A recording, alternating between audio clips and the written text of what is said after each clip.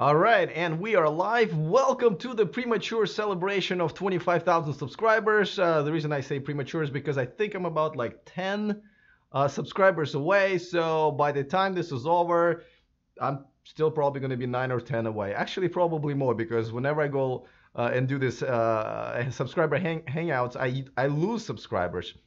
But nevertheless, I figured, next weekend is going to be old news, so let's just talk about it right now. I wasn't even going to celebrate, to be honest with you, because I really don't think it's really that a big of a deal. Nothing really ever changes. Like your birthday, right? Next day you realize your life is exactly the same. So, but a lot of you insisted and say, hey, no, Alex, this is a big number, 25,000 subscribers. And I say, okay, sure, there. So here we go. There. Oh, I did not realize this is not how I thought it was going. I did not realize that I cannot afford to hire a cleanup crew yet, so I'm gonna have to clean this all up on my own after this. But nevertheless, of course, thank you to all of you guys who supported me in the last 2 years. I'm almost at a 2-year anniversary for the channel. So anyway, let's talk about that. Let's talk about good old days. I'll tell you kind of how the channel started and how we got here and what the future hopefully holds for me and you guys as my viewers. All of this we're gonna do in the next hour or so. All right, let's get going.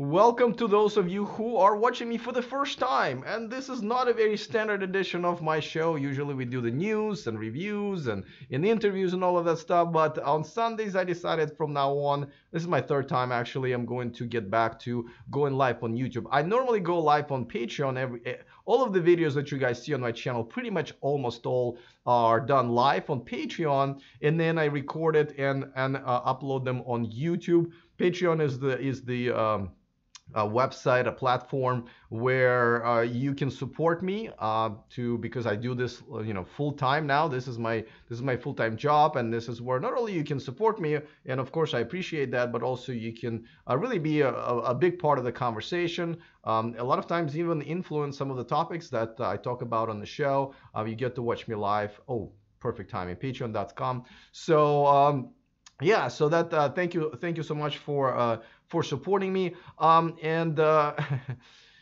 Yes, let's take some. I was gonna wear one of my shirts today, but I think I don't know. It's something about the way the arms are cut off. I don't know. I just wanted to wear a long sleeve today. But let's see. I will answer some of the I'll answer some of the questions in a second. Who sings the intro song? Ask Julio Gonzalez. I actually found somebody on Fiverr she's a professional artist, and she did the song for me, wrote it and sang it. I think I wrote the words, not that it was poetry or anything like that, but yeah, this is completely custom made. I know when I do get comments on that, like people go like, oh, I hate this is horrible, this sports. But the thing is, like, you can't please everybody with music, and then when I stopped doing that, everybody was like, well, hey, where's the intro, we really missed it. So I realized that, you know what, I'm just gonna put it back in, and it's only 5 seconds long, so you're either gonna enjoy it or hate it. It's only 5 seconds. Let's see. Greg says, only 25,000 subscribers. I would have thought you would have had way more. Yes, a lot of people did, including me. But here's the thing. Actually, no, not including. Well, so don't forget, this channel is not a Tesla channel, right? If you want to talk about electric cars and grow really, really fast on YouTube, you talk about Tesla. That's a hot topic. There are tons of people who are huge Tesla fans, and that's the way to grow. I have dedicated myself to unbiased coverage of all electric cars because I do believe that Tesla is going to be like Apple, right? It will exist and will be probably a leader in the movement for a while. And of course I cover them, but there are so many other exciting brands and technologies that are coming up, and this is the time, right? So yes, I know all of the other YouTube channels that just decided to put all eggs in one basket with Tesla are far ahead of me, but that's okay. I feel like my time has not come yet, right? Because we hadn't really had a really good solid wave of alternative brands or alternative models that can really rival Tesla. It's only now that a few of them coming up next year, and really in a couple of years, that's where I think going to be my probably big break, but that's okay. I'm okay with that. I know that's the path that I took, and I know it's probably a tougher road, but I'm really excited. I really am excited about all of the things that are going on about electric cars. And as a lot of you guys know, that I was a huge Tesla fanboy, and with time I just did not like how the brand was treating me, and I decided to kind of step away. And I might be actually switching to the Audi e-tron, and I know some of you guys are disappointed, but I'm sorry, that's just my choice, and I have my own reasons. No, it's not a better car. I don't believe in e-tron a better car. There are some features that are better, and it is definitely a more luxury car in terms of interior, and that's one of the reasons. But it's just my personal experience that I would rather just change and try something different. In no way I'm preaching. I mean, this is just my choice. And, if you were my friend, then I would probably say, hey, you really should, try something different. And my choice is an e-tron. But just like I said, a lot of times cars is a personal choice, and I'm here to give you guys information, give you some of my opinion, which is kind of analysis. And after that, whatever choice you make, I'm all for it, as long as it's an electric car, right? Yeah, still too many gas cars. That's true, and we're probably going to be like that for a while. So I mean, but as long as we're growing, like I was talking about the sales numbers just the other day, right? And they haven't really grown that much, and that's what concerns me. Now, obviously, Model 3 ramp up has helped all electric cars, but if you look at all of the other cars, including Model S and Model X, and I know Tesla is not trying to make more of them, but Nissan Leaf and Chevy Bolt and Volt, and I'm a little disappointed in sales. That's why I'm kind of looking forward to all of these other manufacturers are releasing theirs, Audi, Mercedes, at some point BMW, Jaguar, and obviously Kia, Hyundai. We're going to have some really good competition, in the next 12 months, 12 to 24 months for sure. We got Electrify America, obviously, now here developing the fast charging network, kind of like an alternative to Tesla superchargers, and then Ionity in Europe. I have interviews with both of the representatives of those companies posted. This morning, I posted the one with Electrify America. Rich Steinberg, he is the director of marketing and communications, so you can see that in my library. How many e-trons will Audi make, asks Chris Bates. It's a good question, and this is one of the things that I'm going to be really watching pretty closely. If they decide to make the very few of them and just kind of like wait and see, I may opt out of getting an e-tron. I'm only going to be getting an e-tron if they're as serious as I think they are. But I gotta tell you, I have talked to a lot of people inside Audi, and I've as I've attended their event and got to know a lot of different information and kind of research how they're going to be producing it. They are serious about it. Now, the estimation is about 20,000 a year at some point by the end of next year. That would be the production rate. That would be acceptable. I'm sure they will probably going to be tracking sales. That's going to, I don't expect them to have too many production problems because they kind of know how to make cars. But that's the number that's been floating. I've asked them myself many times. They said, listen, this is not something we're disclosing right now. They might not even know yet, right? Because they probably want to see what the demand is, which is reasonable. But I'm keeping very, very close eye on it. Let's see. Congrats for 25,000. You are so close, says Renata. Oh, hey, Renata, how are you? It was great to see you at Vid Summit. Yeah, I mean, it's a premature celebration. I know, again, and as you probably know, being a YouTuber, live streams usually lose you subscribers. Let's see if I lost any subscribers or gained. Oh, I gained 1 subscriber. Okay, so I'm 9 away. Okay, so let me tell you guys why, this is not the subscriber number is really not a big indication of how big or popular or good the channel is. And I'm just cleaning up my confetti here. It's all over me here. So when and I really don't want to bore you with the way YouTube works really, but just so you know, when you have certain amount of subscribers, when you release the video, it doesn't mean that all subscribers watch. As a matter of fact, YouTube doesn't notify all of the subscribers. As a matter of fact, it tracks how many subscribers who have been notified actually clicked on the link, and depending on that, it will continue to do so or not. As a matter of fact, any given video usually has about, it depends on the channel, but about 20, percent of actual subscribers watching. Most of the views actually comes from YouTube, like how like they have recommended or the browse features or search results. So that's where the views are coming from. In my case, I'm actually very proud to say that 40%, pretty much double than the average, of my videos are being watched by my subscribers. So those people who subscribe to my channel, they actually do watch my channel more than other channels. So I'm really grateful for that, and I'm assuming that's because I put out relevant information that my subscribers expect me to put out. Yeah. So what really counts, and this is not only, it's at the end of the day, how many people do you reach? How many views do you have? And in my case, I have way more views than a 25,000 subscriber channel would get. I actually have, and I haven't checked, I think 300 to 350,000 views per month. So like, for example, when I'm dealing with brands or advertisers, they don't care how many subscribers I have, because that does not make them money. It doesn't put any more eyeballs on their product.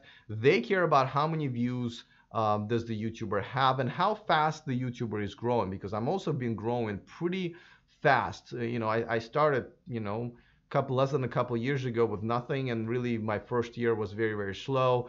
So it is the views that really is what the indication is of how big the channel is, but not the subscribers. Though again, subscribers is kind of a very easy way to kind of, I guess, how people tell whether or not you're a big channel or small channel. But hey, listen, I'll take it. 25,000 subscribers. I never even thought I would ever have one. I don't know if you guys know, I had 2 other channels before this one that I started, and they were okay. I think one of them is actually still kind of grown on its own, 3,500, I think. Yeah, Renata, 40%. It's, yeah, I'm really lucky, I guess. Or maybe I'm doing something right, I guess, when my 40% of my videos are being watched by my subscribers. It kind of sounds silly because it should be like all of my subscribers should be watching the video and then some, but it just, like I said, that's not how YouTube works. YouTube works in a very weird, odd ways, but essentially what YouTube cares about is that, we, the YouTubers, are, keeping you, the viewers, watching for as much time as you can possibly watch the YouTube. As a matter of fact, if you watch my video and then you go somewhere else, you watch someone else's video, I will still be rewarded for that, because I'm the one who made you guys stay on a platform, right? And YouTube doesn't care which subscriber. As long as you bring somebody in, they watch your video and then move on to another video, YouTube is very happy. I'm gonna make sure I don't really lose my voice this time. I think this tea with honey really helped me last time. Julio asks, why e-tron and not I-Pace? Well, I've made quite a few videos already. It's definitely one of them about specifically why I'm getting e-tron. There are a few things. I-Pace is, I'm not that crazy about I-Pace's interior, right? I really like the e-tron's interior much better. It's got a lot of cool little things that kind of people don't really talk about, or maybe when I noticed. So that's number one thing. 2, I-Pace, I love the car. It looks beautiful. I don't like the price for what you are actually getting for it. e-tron is actually about $10,000 cheaper here in the United States. Sorry, I'm just still cleaning up my keyboard because I cannot type with all this confetti on it. And on top of that, I really do feel like, Audi is really behind the entire electrification, and Volkswagen Group. I know a lot of people really still hate them for the Dieselgate, rightfully so, but I already told you guys my reasons why I am going to move on from that. Audi is just about to unveil another electric car at the LA Auto Show, and I will be there to bring it to you, of course. So that's their second one. Volkswagen has an entire lineup coming up. It's called ID, right? Volkswagen ID. A lot of people are waiting for Porsche Taycan, or as we used to call it, Mission E. So they are really moving forward. They've invested ridiculous amount of billions of dollars in that. Big part of it was still Dieselgate, right? Because the but it's still, nevertheless, it's the Volkswagen Group that's pushing it forward. As you know, Electrify America is pretty much funded by Volkswagen Group as a part of the Dieselgate settlement. I just went to another event that Electrify America invested into. It's called Envoy, and you can watch that. I actually streamed live. This is kind of and it's pretty cool. This is car sharing service that uses nothing but all electric cars that they install at apartment complexes of low-income housing apartments, so people can actually, one, use those cars to go to work or groceries and so forth, and they can pay per hour. And obviously it gives access to electric technology for those people who may not even be able to afford a car. But secondly, they can use them as to work for Uber and Lyft, right? And to make extra money, pay per hour to Envoy, the company that's invested by Electrify America. So I thought it was really cool, and I went to that event, talked to the mayor of Sacramento. That video is coming up soon, if not even tomorrow morning. We'll see if I have time to edit that. But the interview with Electrify America Director of Marketing and Communications is on right now. That's my latest video before this one that I posted.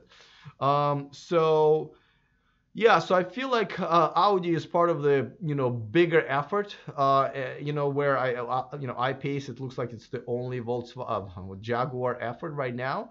I don't really am that impressed by their ramp up of their production, and the technology I felt like is just not as good as Audi's, right? I mean, their battery is like humongous 95 kilowatt hour battery that goes, what they finally got certified at 234.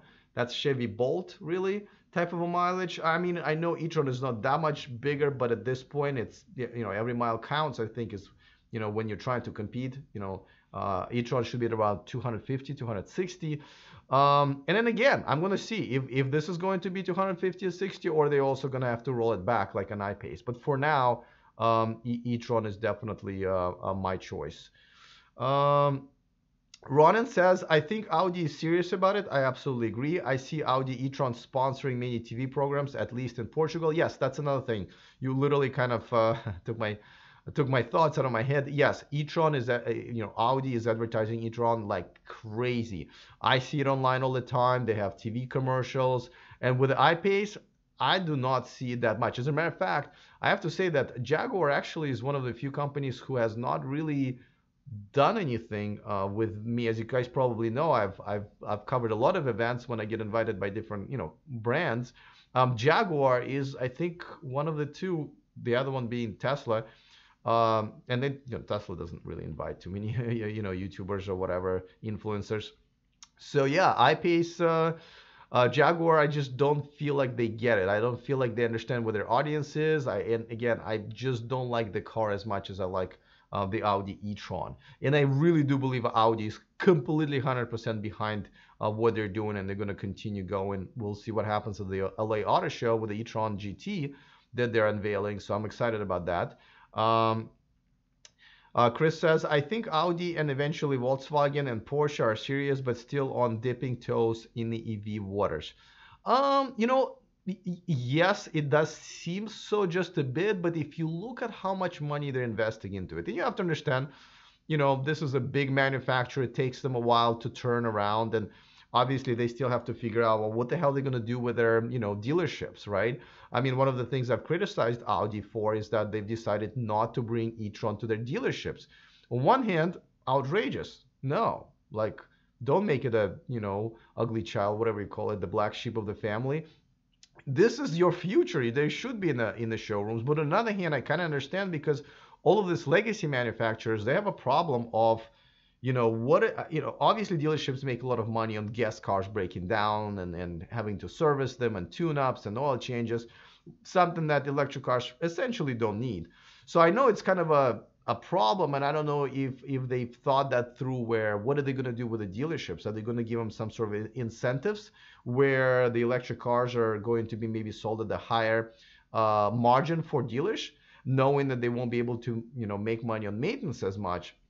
Or do they go, I think Renault, I reported on this a few months ago, Renault just created showrooms just for their electric cars. So their electric cars are almost kind of a separate thing from their gas cars, which is a interim sort of solution.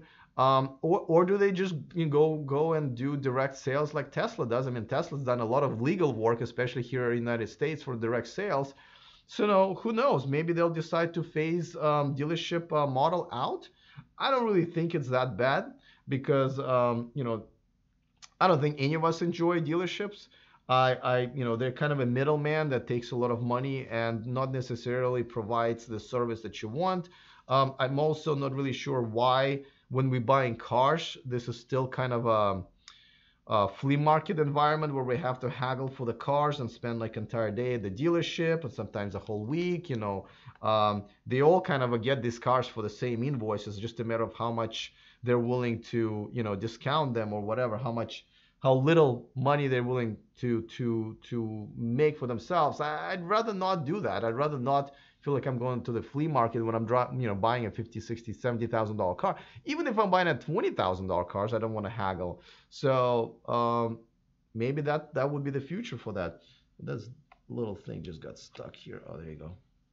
I'm still cleaning up my my desk here with confetti that I threw for the 3-second thrill here. All right, it's still all over me.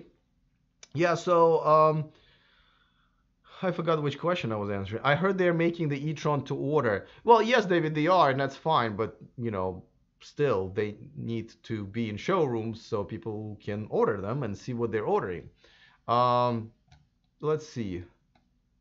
I'm looking forward to Polestar 2. Yes, Chris, I am too. I have a report that I did from the Polestar 1. I don't think it was unveiling, but I think it was a US premiere at the Monterey Car Week. So I had pretty good shots. So they had two different versions there. Both were really beautiful, and I had an interview with one of their guys. So check it out if you haven't seen it. Obviously at $155,000 for a plug-in hybrid. A limited run, so I know people will buy it, but definitely Polestar 2 I'm also looking forward to that. Tungsley says, having owned Volkswagen for years, I now have a BMW i3. I think all dealership service sucks. I hope you're not shocked with Audi service. Well, actually, one of the reasons I'm switching is that even though I've had bad services before, right? I would say BMW probably. BMW drove me right out of their brand with just bad service. As a matter of fact, but Mercedes, I've never been a huge fan of Mercedes. I feel like their cars are like good enough for like being luxury brand. Nothing spectacular, I thought of. But the reason I kept buying a Mercedes here and there was because of their amazing service. I know it varies from region to region and state in countries and your threshold of how important the service is. But the reason I'm really trying to leave Tesla is because of the service. I mean, there are other things, and I know you guys have talked about it many times, but Tesla service has been extremely disappointing. And I have a pretty large community, Tesla community, Tesla owner community on Facebook. I approve all of the posts, so I kind of see everything that people post, and the amount of unhappiness and issues that I see of people complaining about the service has definitely risen. I mean, I know they have more cars on the road and stuff like that, but just I'm thinking like compared to all of the posts that I have to approve, the posts about bad service or delays with parts, and they have definitely, in my opinion, have gone up. So it's not just me. And to be honest with you, even if it is just me, I already kind of made it clear that it's my personal decision. That's what I'm going to do. Some people don't care for service. They're just willing to support, Tesla the way I was from the very beginning. And maybe I've just been doing it for too long, right? A lot of people bought Tesla maybe a year, 2 years, 3 years ago. I'm original 2012 Model S owner. So I've gone through 3 Teslas now. So I'm now, I don't really want to be sacrificing my time or my efforts beyond what I already do for my channel, obviously, to own and drive a car. I want to buy a car. I don't want it to break very often, and when it does break, I expect excellent service and minimum inconvenience, and that's all I want to do. And I want it to be a luxury inside. As long as I pay over $50,000, I want luxury. So none of that has worked for me, and I'm ready to switch. But again, this is just me. I'm not in no way kind of preaching on what you guys should do.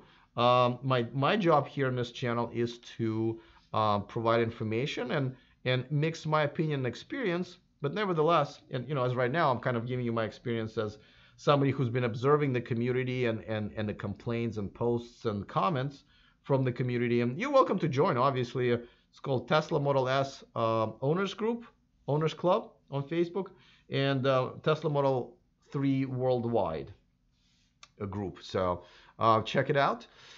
Let me catch up on some of the questions and comments. Are you familiar with blockchain technology, or is anyone in the chat? It's a big question. Familiar, I guess. Yeah, but I don't know what it has to do with what we're talking about. What's going on with BMW? Asked Chris. The i3 is ugly. Agreed, but it was a true commitment. What's next for them? Well, they did upgrade the i3 now to a bigger range, and I think you're no longer able to even get it with an extender in Europe. I could be wrong. Maybe it's the small.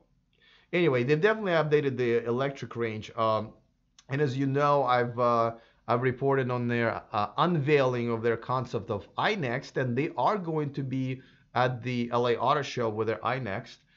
So we'll see what happens. I don't think they're going in the right direction with that car. To be, we'll see. We'll see what's going to happen. But BMW is about a year or two behind the Mercedes and Audi and the Jaguar. So, and it is kind of weird to say because they've had an i3 for a while, and I think they've kind of made it very stale. Obviously, the car still looks like a compliance car. I absolutely hate the way it looks. And, they started with a very tiny little pathetic range and haven't done much with it. I mean, the latest update is all right. It's getting closer to the Nissan Leaf. But yeah, it's a little odd that they haven't made bigger progress like Mercedes and Jaguar and Audi. But I don't know what's going on with them. They're still ahead of Toyota and Honda, I would argue. Don't care about talking about blockchain, to be honest with you. Robert says, what kind of a car did you drive before Model S? What do you think about GM killing the electric car? Listen, GM killing the electric car was a really, really, really long time ago in sort of high-tech years, if you will, or the company is not even the same company anymore, right? Not the same executives, not the same bosses, so it's not the same. I think we got to let it go. I mean, obviously it was a business decision, and of course there was a lot of oil money. It influenced everybody more than it is now. But let's face it, that was an unpractical car. I mean, Nissan Leaf, right? It was much better, I think, than EV1, and that still was an unpractical car. Only people who were willing to drive them were like, tree huggers like myself, who were willing to sacrifice our lifestyles in some ways as far as transportation goes to actually drive those cars. But as far as was it a good car? No, it wasn't a good car. It was an ugly one too. Come on, let's agree on that. Hopefully, let's see. I've heard of someone paying $10 for 33 kilowatt at Electrify America. Can anybody verify? $10 for. I don't think there are too many locations that are still open. But I cannot verify that because I actually have not been on a location of Electrify America charger. I've been to the one that's in construction, about 2 miles away from me. But that one is a while. It's going to be a while until they build that one. Essentially, just a bunch of gravel and yellow tape around it. That's all. I posted on my stories from my Instagram. By the way, if you guys don't follow me on Instagram, it's E4Electric, and I've been actually pretty active there. I mean, some of the stuff for my personal life, if you care, but also some of the things that I see, like, in that case, my Electrify America. It wasn't big enough for the story, to make a video on YouTube, but it was, good enough for me to post. So E4Electric, that's where you can find me on Instagram, but really on all social media, including Patreon. Just like I said, if you guys haven't become a Patreon, please do consider. This does help me survive, at least for now, to be a full-time YouTuber and make 3 videos per day, as I've been doing for Monday through Friday. Let's see. Oh yeah, what kind of car did I drive before Model S? Well, actually, because I knew I would have to, I had about a year to wait. Before that, I actually had 3 cars. I had a classic Rolls-Royce, a 1985 Silver Shadow, Silver Spirit, I think, too. So that was kind of a toy car. But I also had a Mercedes E 300, and then my main one was Jaguar XF. So I had those 3 cars, but once I reserved my Model S and I knew I had about a year to wait, I sold all of them and I just bought a old Acura MDX, I think, like a 10-year-old, because I needed to like get a year out of it, and it was cheap and just to wait. So that's what I drove right before that. Before that, I had a Lexus LS 460L. Absolutely love that car. It parked itself, and it was like 10-15 years ago, so that was cool. My BMW 7 Series, that's the car kind of drove me right out of BMW family right away. Mercedes S-Class, Mercedes E-Class, Mercedes C-Class also. I might be missing one more, but those are like kind of the main cars that I made my full-time cars. What about electric motorcycles? Well, you know, Ronin, I'm with Elon. I think that is very risky way of transportation. I think the chances of you dying or hurting yourself to the point where you wish you were dead, I think is like 25 times more. I think it's called, I think somebody's calling it kidney donor mobile or something like that. So I don't ride motorcycles, so I don't know much about it, but looks like Elon is completely against it, and Tesla will not be making motorcycles. Ronan says, I want one so bad, but that Zero motorcycle is ugly. Yeah, Zero motorcycles is basically is the, I would say, leading brand right now, without having too much of an educated opinion on this, but I see them as one of the leaders. Harley Davidson, it looks like they're going to pivot towards that, so looking forward to see not only what they're going to come up with, but also what they're following, what the market is going to say. Robert, $5 super chat. Thank you so much. I think you did the same thing last time. I really appreciate it. This is actually one of the ways how us YouTubers actually receive money. Patreon is one of them, but also right here, super chat is when we're live. You can actually do super chats, and that way it's kind of the same as the ads. So like I think we keep 70% of that. So thank you so much, Robert, for supporting the show. Thank you to everybody who's been supporting the show. This is the money for me to eat, really, to buy the tea and the honey and all of that good stuff. So thank you so much. I sound like an infomercial. Okay. Yeah, for a second you did. Greg says, I love these Sunday talks. Yeah, you know what? I originally decided I'm going to do three videos per day. Monday through Friday, I'm going to give myself, Sundays off.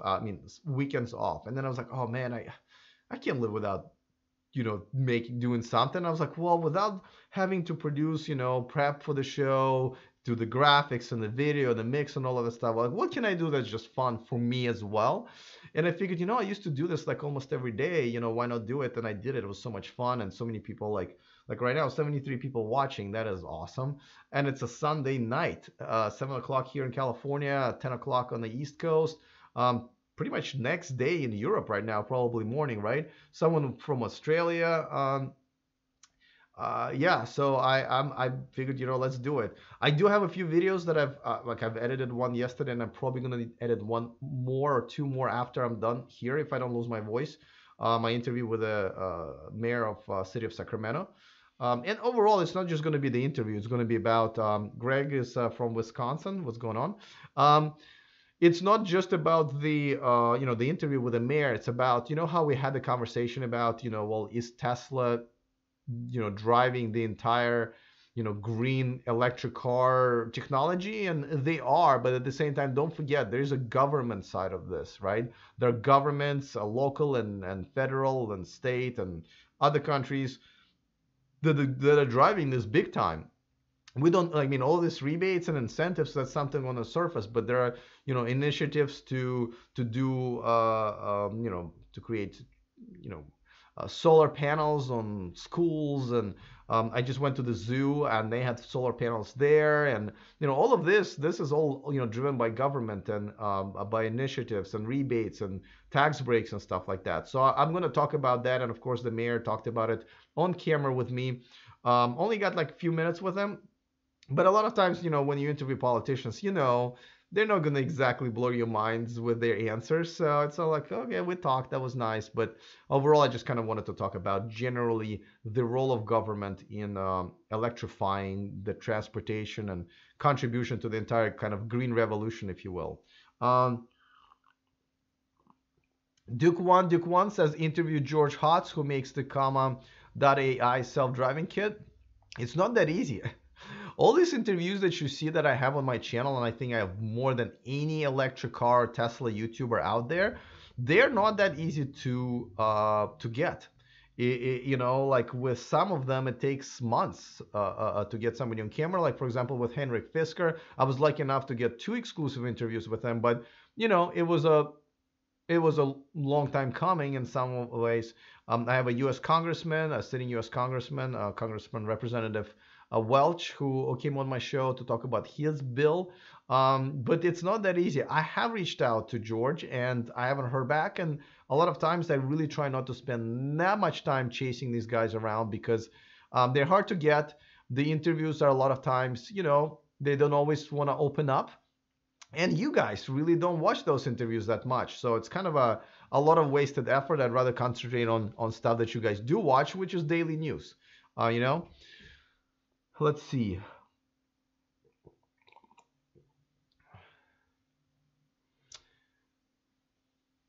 Any news on the 2018 e-Golf? I didn't know, Jay Ferris, that we were expecting news on e-Golf. By the way, I drove e-Golf for the first time because the Electrify America, the Envoy company that the event was for, their fleet essentially is Volkswagen e-Golf, right? Because it's a Volkswagen group that owns the Electrify America. So that was like the first time I rode in an e-Golf, and I liked it in terms of like, it's like any other car, any other kind of average, maybe above average car, but it's electric, so I like that part. But on another hand, I didn't see anything like technologically advanced, or like I didn't feel like their torque was that much better, or any, or power. It was just like kind of like, yeah, it's a cool car. I can see people buying it. So that was my kind of opinion about it. Let's face it, nobody's close to Tesla yet. Depends. Funhawk 911 in range, they're getting closer. In some of the technology, self-driving technology, I think almost everybody acknowledges Waymo being far ahead of them. I know Elon disagrees, but the reality is they really are. I mean, I don't know if I haven't done a story on this, but they got approved. Waymo got approved last week to basically go driverless, no humans in the car driving the car in in the Bay Area, I think in the Mountain View area, to test them out.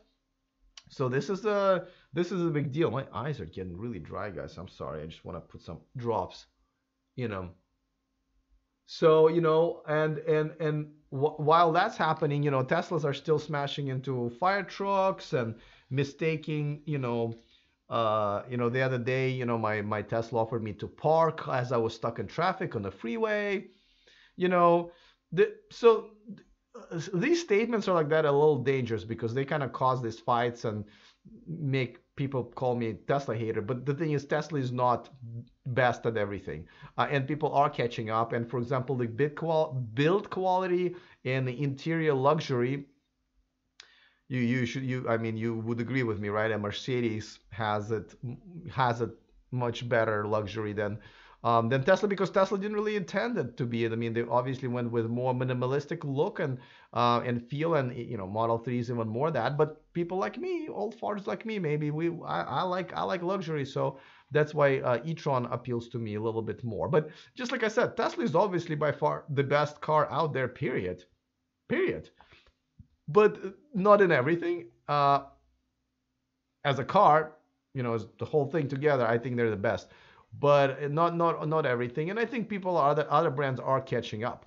Urban Lilevold. Sorry if yeah, I definitely mispronounced your last name.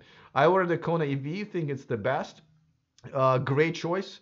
Hyundai Kona, especially for the money that you're paying, amazing choice.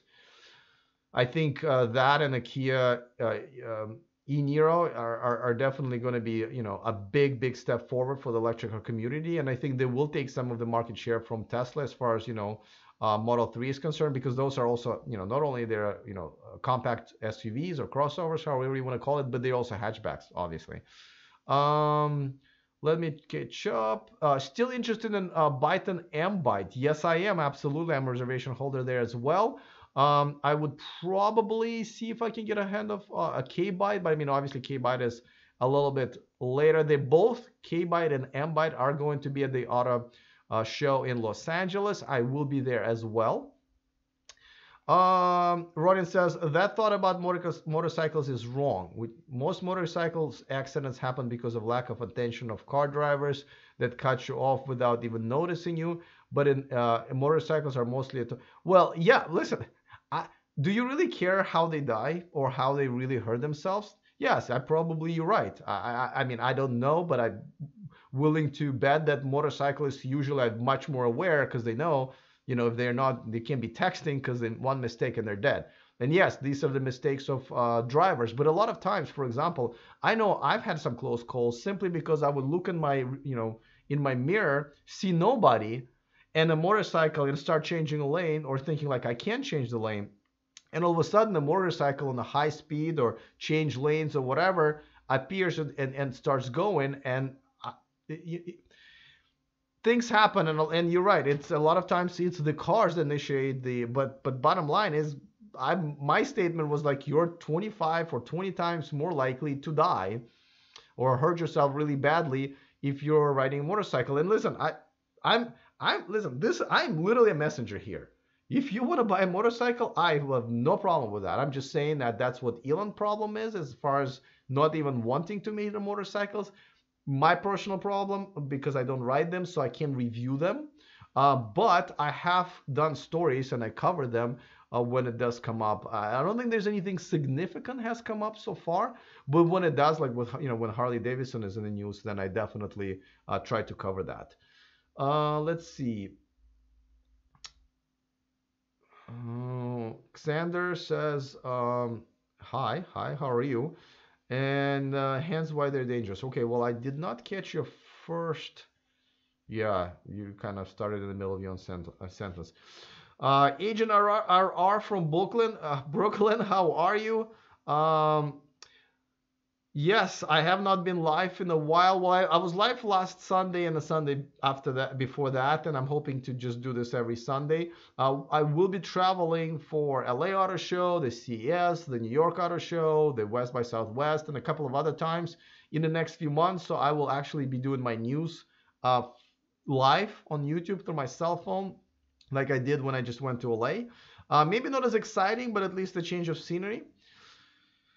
Let's see. Tesla over the air. How does it work by Wi-Fi satellite? Well, I'm not really sure what the question you're asking, Robert, but right now it works either by Wi-Fi or the cell phone connection that we have.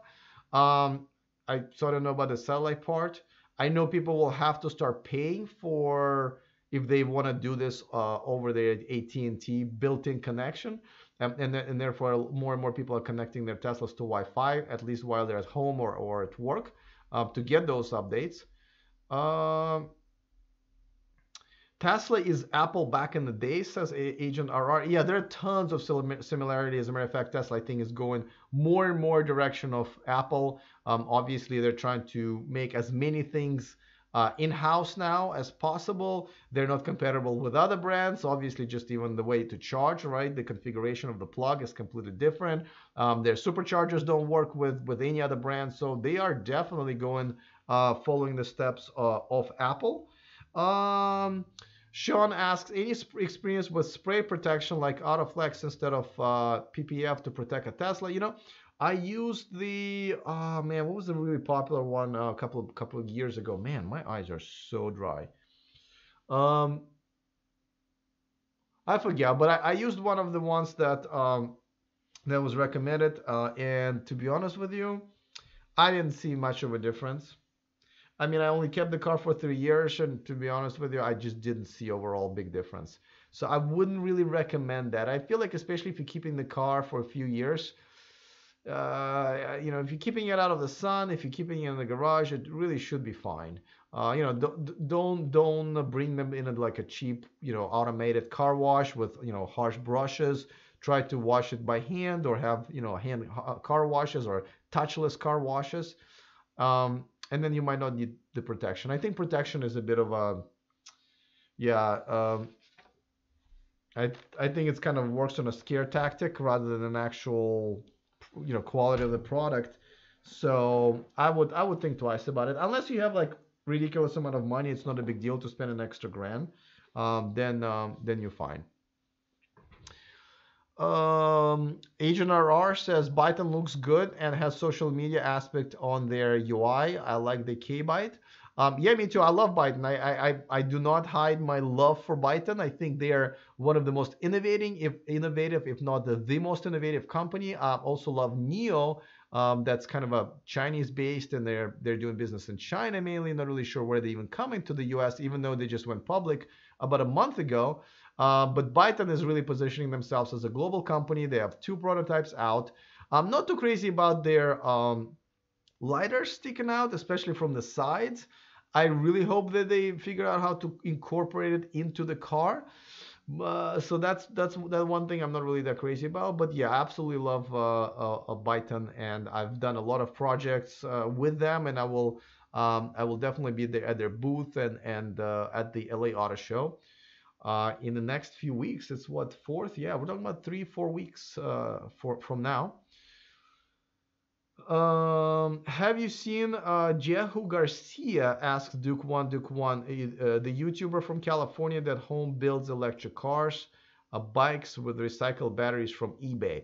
I have not, but at the same time, I would probably, I don't know. Somebody told me about him, and I think I might have reached out. But the thing is, the weird part of us about this niche, like I know I have some friends who are YouTubers in other niches. In another niches, YouTubers in the same niche, a lot of times they love collaborating with each other, whether they have more or less subscribers. It almost doesn't matter.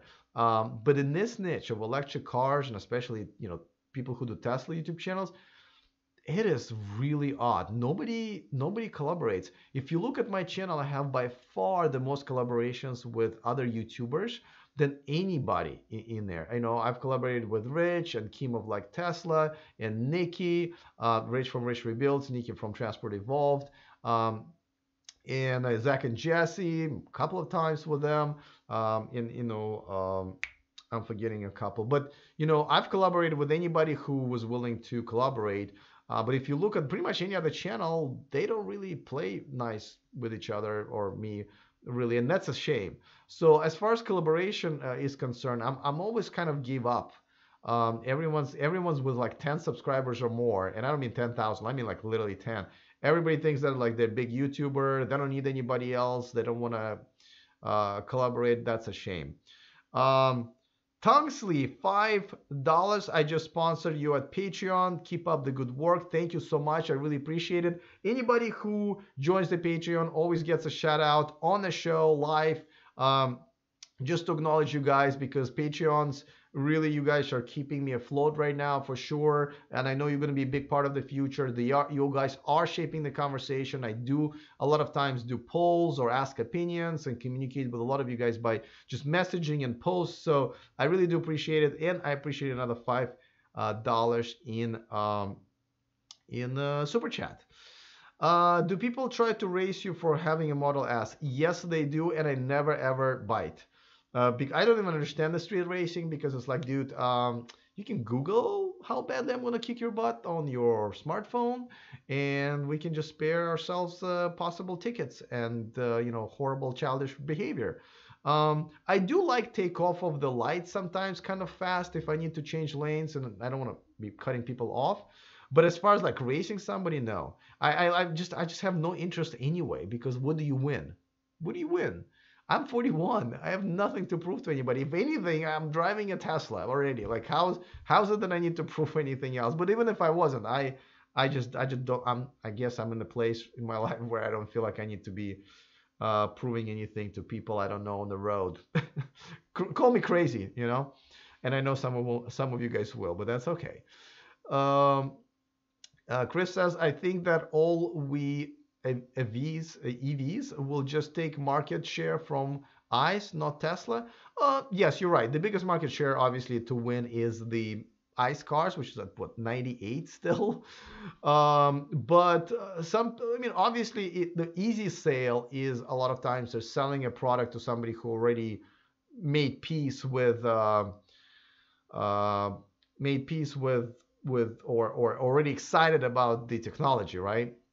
So Tesla owner is probably the best target audience for the e-tron, the I-Pace, and EQC, and so forth, because these are people who already spend money on an upscale electric car. So therefore, they kind of there's only one more stage of a sale, right? Just go with us instead of them.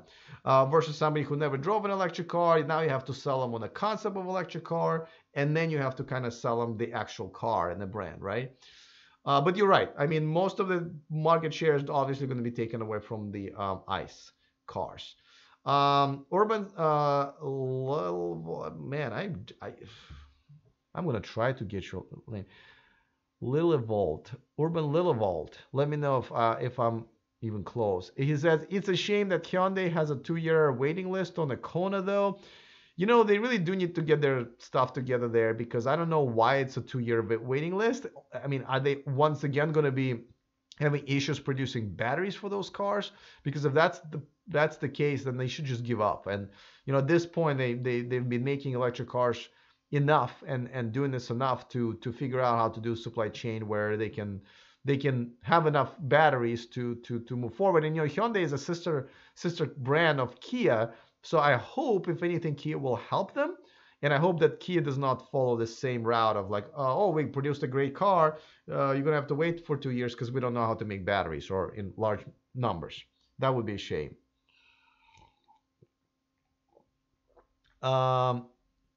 Montan VS says, Montan VS, will be interested to see the actual Byton production car. Tesla seems to be one of the only companies where their prototype actually looks like the final car. Actually, no, the Alpha prototype, the front end looked very different.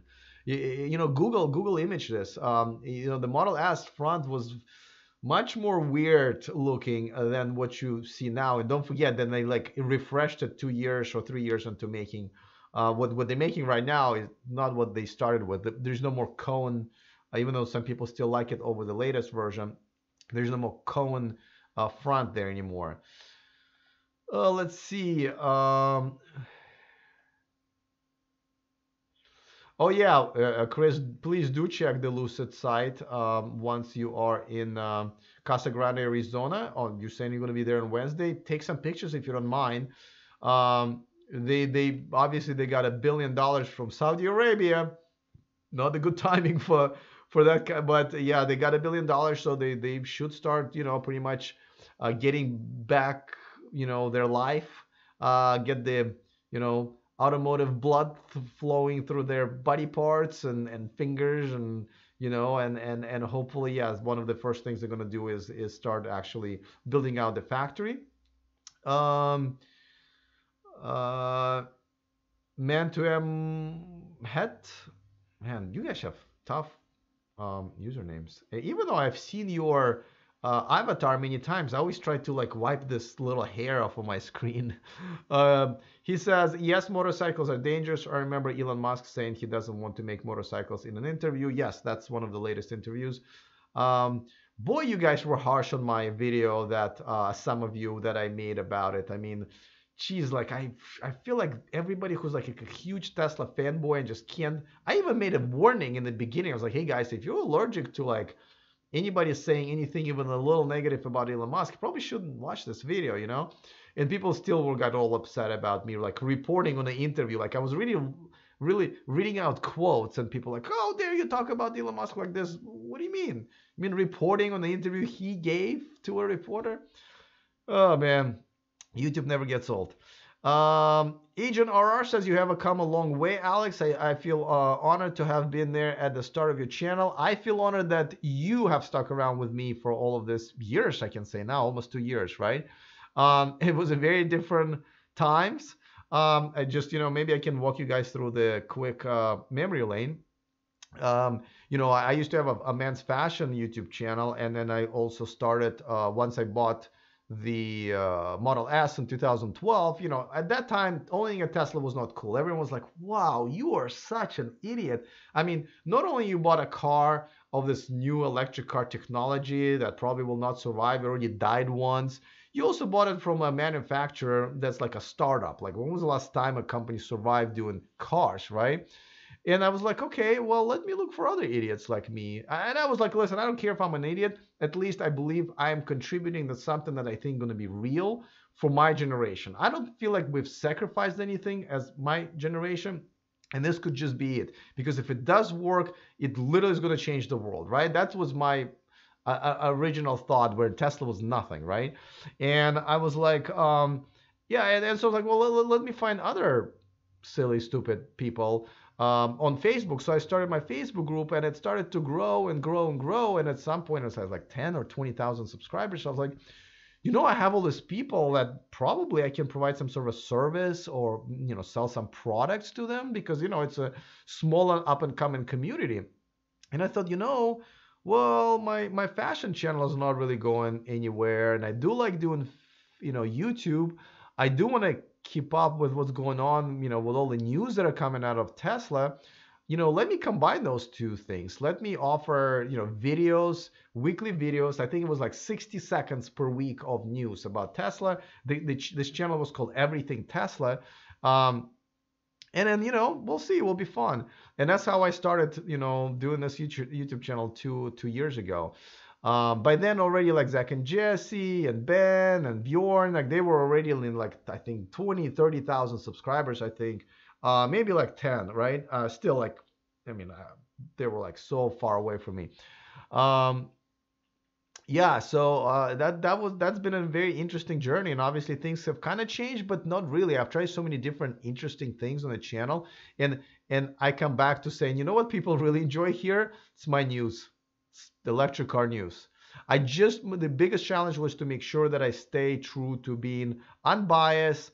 And I know people accuse me of being a Tesla hater or a Tesla fanboy, like sometimes in the same video comment section. But as long as I'm true to myself, knowing that I'm not biased one way or another, I think I'll be okay. And I think when I ask people, look, why do you watch my channel?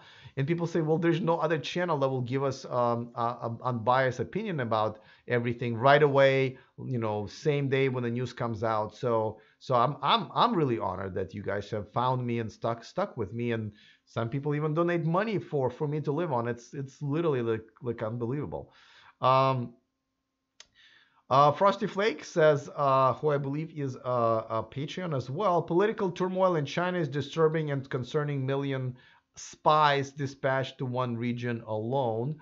Well, I mean, I think it's not just political turmoil in China. I think just our relationship with China is now not very stable, right? We don't know what's going to happen with tariffs and all of that stuff. Hopefully it will settle down at some point, but this is why Tesla is very smart to build their own solely owned library factory there. So they're definitely giving themselves a major competitive edge there. Prove that Tesla kicks ass, says Greg. I had to approve that point, that post, because when you say that, right away it flags you, just so you know. Oh, I did pronounce your name pretty good, Orban. Okay. Marcus says, hi from Argentina. Hello, nothing to add, but love your show. Thank you so much. Love the fact that you're watching me, even though, Argentina is definitely not on the list of countries where the electrification is going to come to anytime soon. Alexandro Alex, hi from Belgium. How are you? I haven't seen you around in a while, even in the comment section. Welcome back. Mentum Het. What do you think about the solid state battery research? I think solid state battery is the next generation of batteries. Just everything I know about them just sounds like they're like a major step in the right direction as far as the energy storage for cars and homes really is concerned, right? They can take the temperatures don't bother them as much. The resistance is smaller, so you can charge them at higher speed, at higher voltage, much faster. This is where we can really get stuff in 1 or 2 minutes, right? They're lighter, they're more dense. I mean, everything about them is just, I think Fisker is one of the companies that are really sort of betting on it, and they've been saying how they really making a lot of, breakthroughs. Not everybody believes them, but some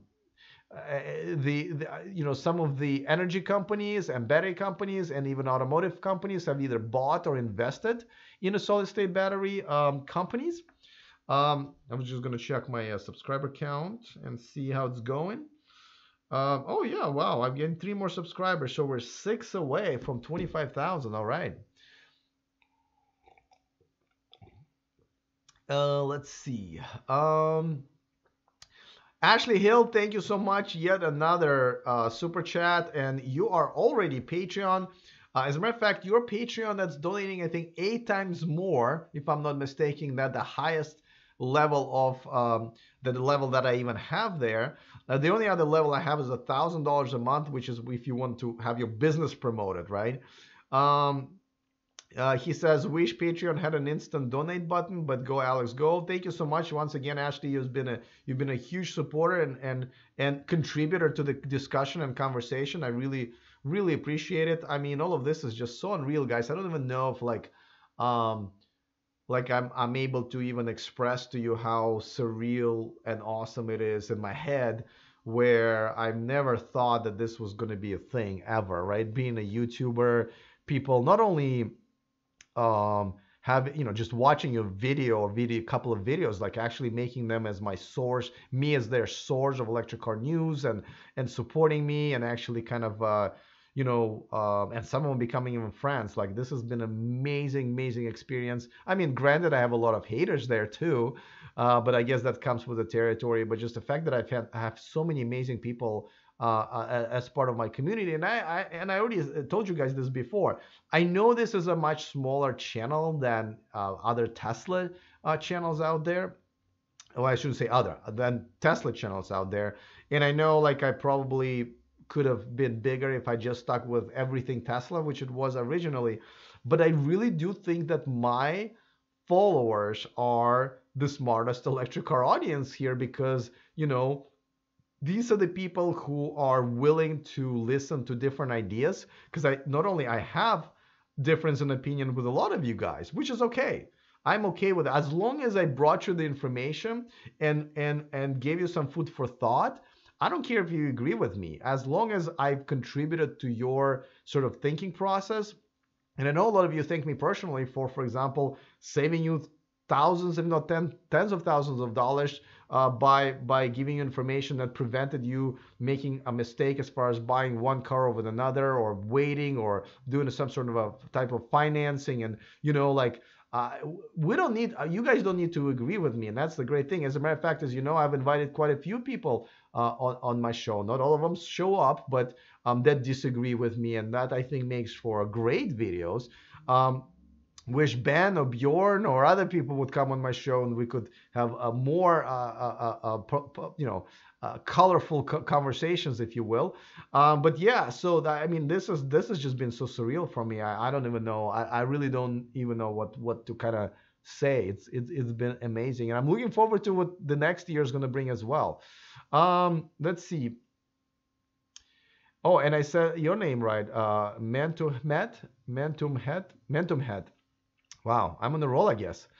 Marcus Arella says, oh, actually seems PIF Saudi Arabians are aware that according to statistics, 2050, 2075 will no more oil for okay, so you're saying by 2050 there will be no more oil needed. Well, I mean, who can predict that much? I'm not really sure if they can. But yeah, no, I understand what Saudi Arabia are doing investing, but taking their money, especially right now with all of the political stuff going on, especially when you're making car for tree huggers, and it's a tough call, right? Rob Carr, haven't seen you in a while as well. What do you think about the new Mercedes Audi?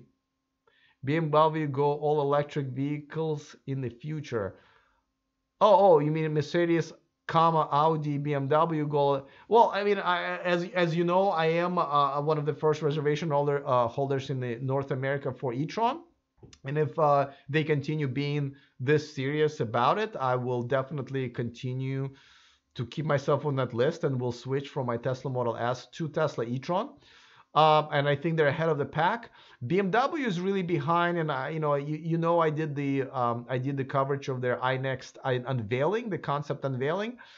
I think they're going in the wrong direction there. I mean, in the right direction as far as electric car is concerned, but they're a couple of years behind. But overall, the concept, I think, of what people need out of the next generation electric car, I think they might be a little bit off. I really like the Mercedes EQC.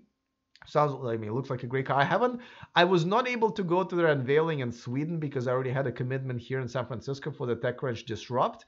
Otherwise, I already had tickets, but I couldn't go. They need to figure out what the hell their range is, because they told us 250, then they told us 200. It needs to be over 200 for sure, and hopefully by at least 20 or 30. So they need to figure that out. That would be very important.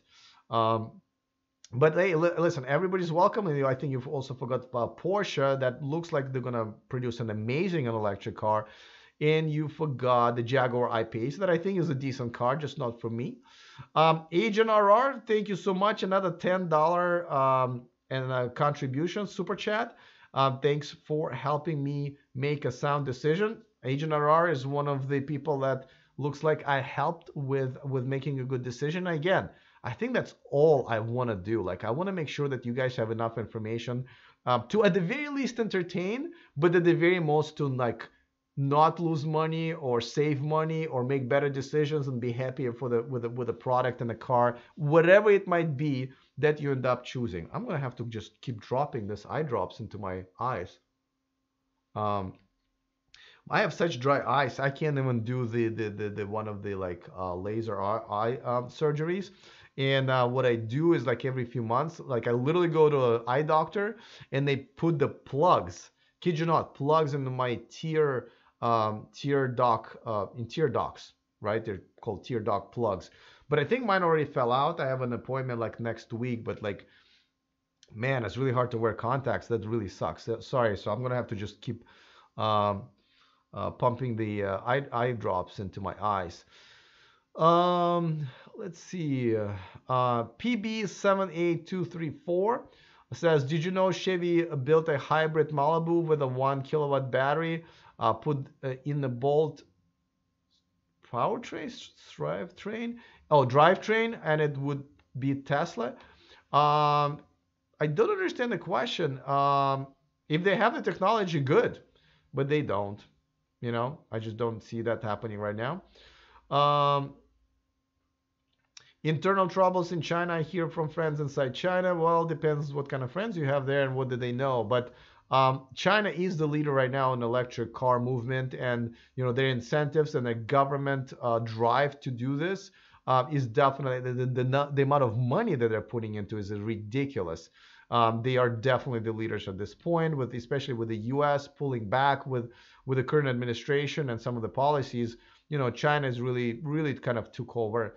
Robert M says, do you know if Tesla are theft proof versus gas cars? Well, I mean, yes, in many ways. You can't really hot wire it, right? That's one. You have to hack it. So you have to be much smarter. And secondly, not everybody really knows how to turn off the tracking, and I'm not really sure if you fully can. I think that Tesla can override, so therefore you can track it. So yeah, I think it's more theft proof than gas cars. And other electric cars. Let's see. Chevy is also doing an e-Copo Camaro full electric. Listen, they're all doing it, but creating a Photoshop image is not really doing it. I think I had I had I might pull it up here, but like I took a picture of 1993 Toyota Camry and I made like a futuristic half dark image of a upcoming all electric. I think I called it enormous BS 550. Meaning like, yeah, I can use Photoshop as well. So the fact that they kind of announce it doesn't mean anything. Like, let's see it. But hey, Chevy has a Volt and a Bolt, and they have been, they have the technology. So I really hope so. Um, Montav VS, if the new Kia Soul EV is the auto is oh, I just something changed and I lost it. Oh yeah. If the new Kia Soul EV is at the LA Auto Show, please check it out. You don't think I'm keeping my eye on it? Of course I am. I have asked Kia. I said, guys, do I need to show up for an unveiling of some sort? And they are keeping their, they're very tight-lipped about it. That's what the rumor is, that the Kia Soul EV second generation is going to be unveiled. It's going to have like a 250-mile range, because why not? They already have the technology, right? So, and the way they're listed on the press side, like everybody has, like there's a list of cars that are going to be unveiled, right? And the only one that doesn't say which model is Kia. So they don't want us to know, but that's what the rumor is. And trust me, I've already organized and freed up time to be there. And if I'm not, I'll try to bring it live to you guys. The problem, of course, if they're playing music that's copyrighted, I can't do that. But I'll definitely, you'll be one of the first ones to know, because I will definitely be there for that.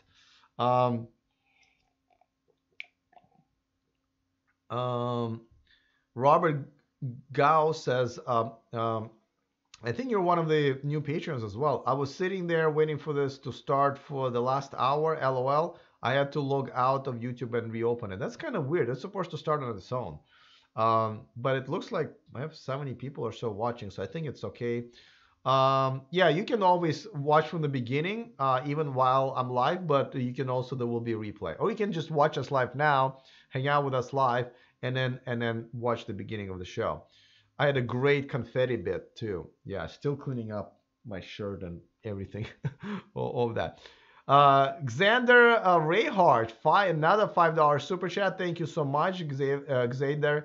Xander says, I've been following since everything Tesla. Thanks, Alex. Yes, that was the original name of the channel. I think I switched it about a little over a year ago, in August of last year. Good old days. Thank you for following me, and thank you for supporting me here with Super Chat. Thank you to all of you guys who have so far Super Chatted me. I greatly appreciate it. A lot of you guys are also Patreons. By the way, if you want to be a Patreon, patreon.com/e4electric. This is where not only you get to support my show, because this is like kind of a more benefit for me, I feel like, but you get to watch me live. So all of the videos that you see posted on YouTube, I do them live on Patreon, so you get to watch me live. Obviously, some of the pictures that I post that I don't really post or feature on my show, you can see on my Patreon. All of the comments, all of the messages are always answered. Obviously, here on YouTube, it became kind of almost impossible. I've been really trying hard to at least read all of the comments, and it's getting harder and harder, with 3 videos a day. But on Patreons, you guys definitely have 100% access to me. And again, I feel like a lot of you are shaping some of the ideas and some of the shows and themes because of that communication. So thank you so much. Gary in New York says, I've taken delivery of my all-wheel drive Model 3. Congratulations, but will continue to follow EV news with great interest. Well, I do cover Model 3 here a lot, right? But congratulations on that, Gary. I know you've been a supporter of the show for a really long time, and I featured one of your videos in one of my episodes, so thank you so much for that. Another frequent contributor, Greg Shaw, says, night, 4:30 a.m. comes early here in Wisconsin. Great job, Alex. Hope for another Sunday night chat soon. Thank you so much for sticking around. The replay will be available almost right after, well, probably within an hour after me hanging up or whatever, going off light. Xander says good night. I'm assuming to Greg. The Honda Clarity is coming up soon, right? Says the essay Yandro. It's already out. It's already out. I think it's a pretty decent, actually. Probably after Volt, it's the second best plug-in hybrid. I'm just not big on Honda. That's why I didn't even consider it. I just got myself a Chevy Volt as my commuter car. Didn't really consider Honda just because it's Honda at this point. I don't want to spend my electric green, literally green money on, pun intended, on a company that's not really behind, or at least trying relatively hard to electrify their fleet. More variety is better. That's right. Tesla gave the old companies the shot and the arm they needed, absolutely. But just like I said, I think different governments are also taking a really big part of that and pushing everybody, kind of helping Tesla to push everybody in that direction. What's your view on electric mobile devices such as electric scooters? I see them around San Jose. Might be good for the future to cut pollution, but the infrastructure isn't there, I think. Electric scooters, and electric bikes, right? I think Uber just bought one of those, and Uber, I think, bought one of the scooter companies. Hey, I'm not a user myself, but it sounds great, right? This is the way you cut down on people driving cars, especially in large cities. They are green. It's easy to track them. It's easy to pay with all those apps. I see nothing but good stuff coming out of that. So I'm excited. I think it's great. I have reached out to the bike companies to see if they wanted to work with me and maybe feature their products. They're all kind of old school companies or too tiny to even have a marketing person. So I haven't really gotten a very positive reply. I think one company said, yeah, you can review our bike. And I'm like, well, you want to send it to me? They're like, oh, no, you don't get to keep it. I'm like, well, I don't know. gotta eat here. So, by the way, I used your promo code, so you don't think someone is using it unauthorized, says Agent RR. Hey, email me, because I'm telling you, it's been stolen from me a few times. Not the code, but like the sales. So email me if you don't mind, alex@e4electric.com, and let's verify that you are actually on my list of people who ordered. I have to say, like, all of a sudden, now that I guess I don't advertise the Tesla referral code much on the show or at all. It is always in the description of the video just in case if somebody needs it.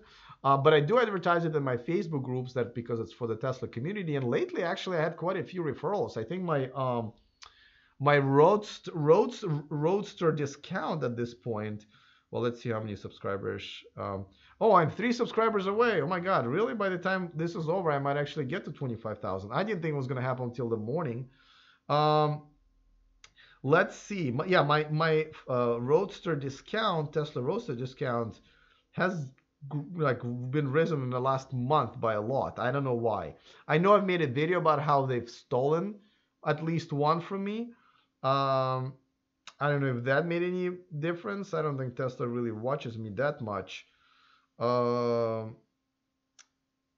Let's see. Ooh, I don't even know where I'm at here. It's kind of weird. Okay, 28%.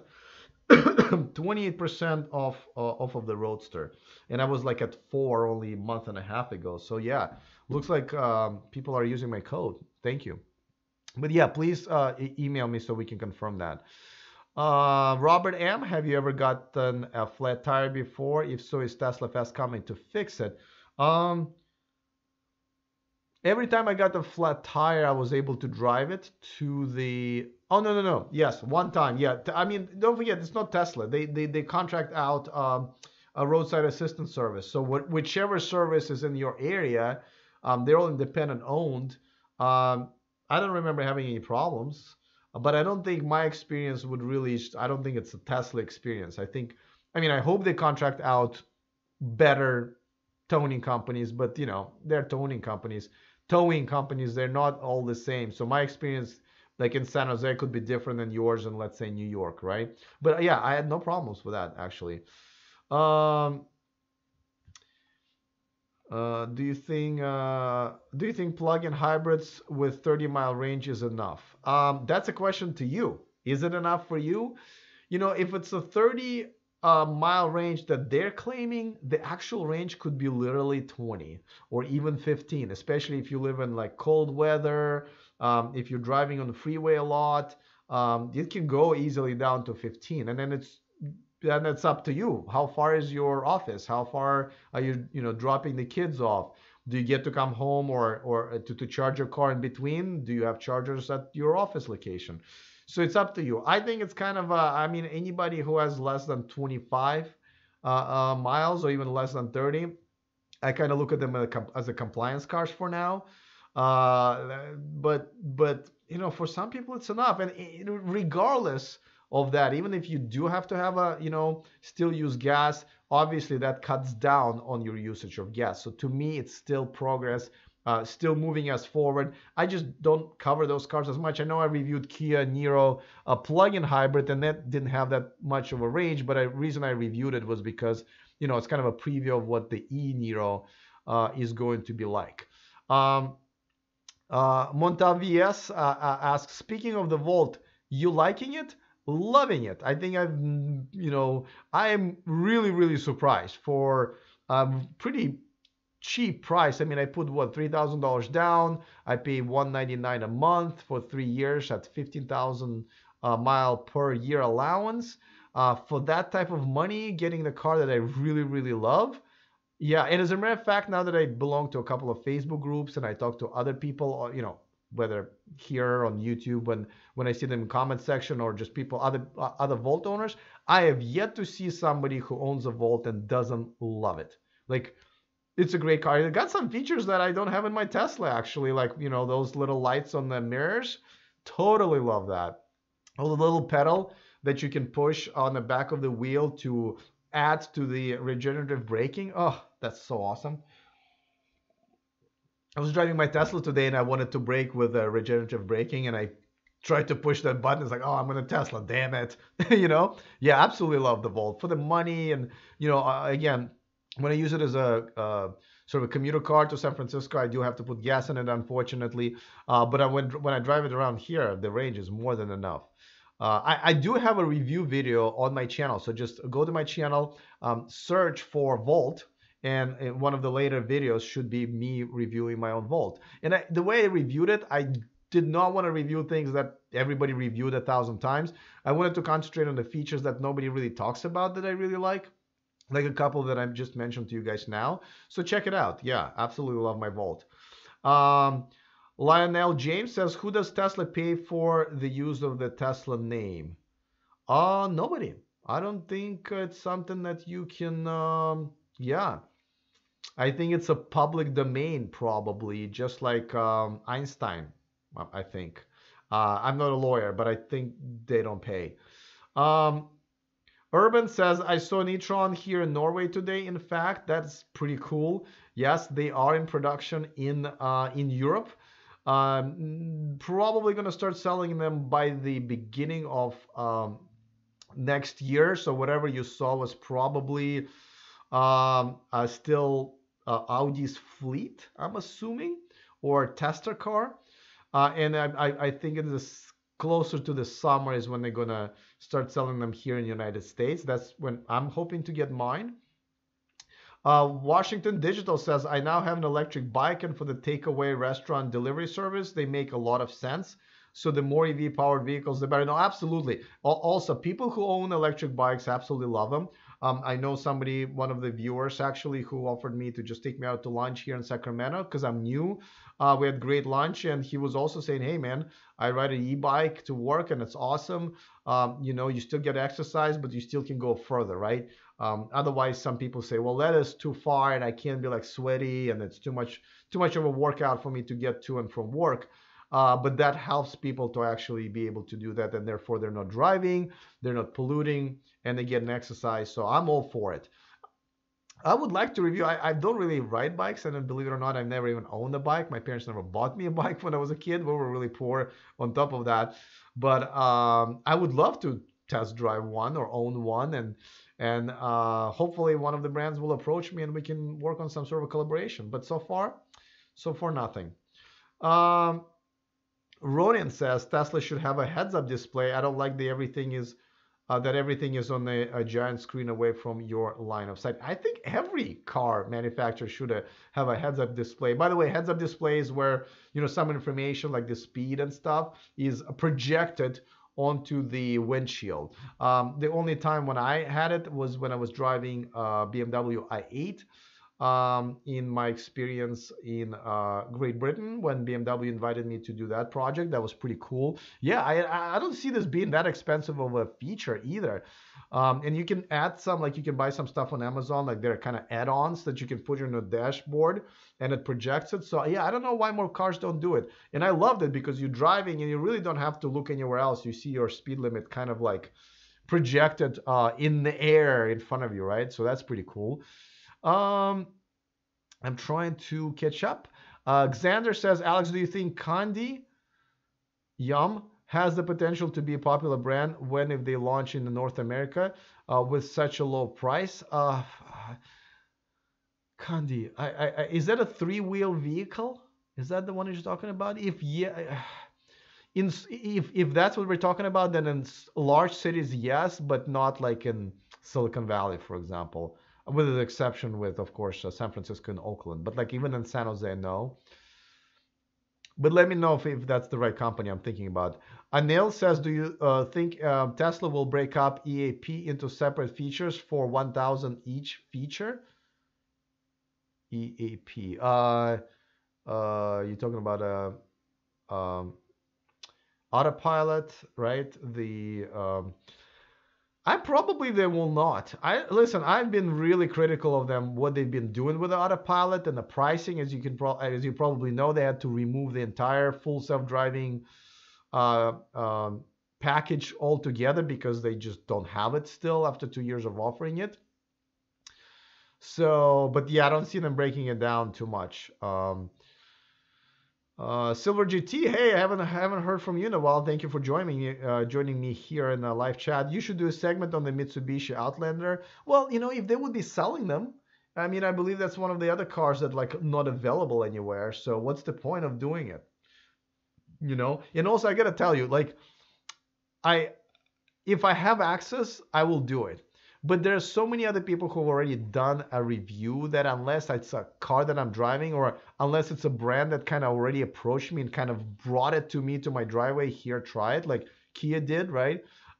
It's almost impossible for me to kind of chase all of these cars and do reviews that people have already done on them, PB78234 says, I have a 2017 Volt. Love it. See, I'm telling you, you will not find a Volt owner that doesn't love the car. And I drive a Tesla. My other car is a Tesla, and I love my Volt. Let's see. Urban says, saw it in a gas station, by the way, the e-tron. Huh. Are you sure it was an e-tron if it was a gas station? E-tron does look very close to like a regular whatever Audi SUV is. What they were doing in the gas station, I'm wondering. Xander says, and autonomous cars will take decades to proliferate. I think the autonomous cars are actually closer than we think. With Waymo making all this progress, and quite a few other companies, I think we're getting much closer than we think. Will you review any electric tractors? I would love to, Graylin. But I have to, again, see, the thing is, for me to go out and seek something like this out and then travel to the location and make a video of it, it takes so much time that for somebody like me who makes like what, 15, 16, 17 videos a week, it's impossible. Just the number of hours I would need. But if like they would invite me, or at least some brands like fly you out just really quick to review it, then yeah, totally, that would be awesome.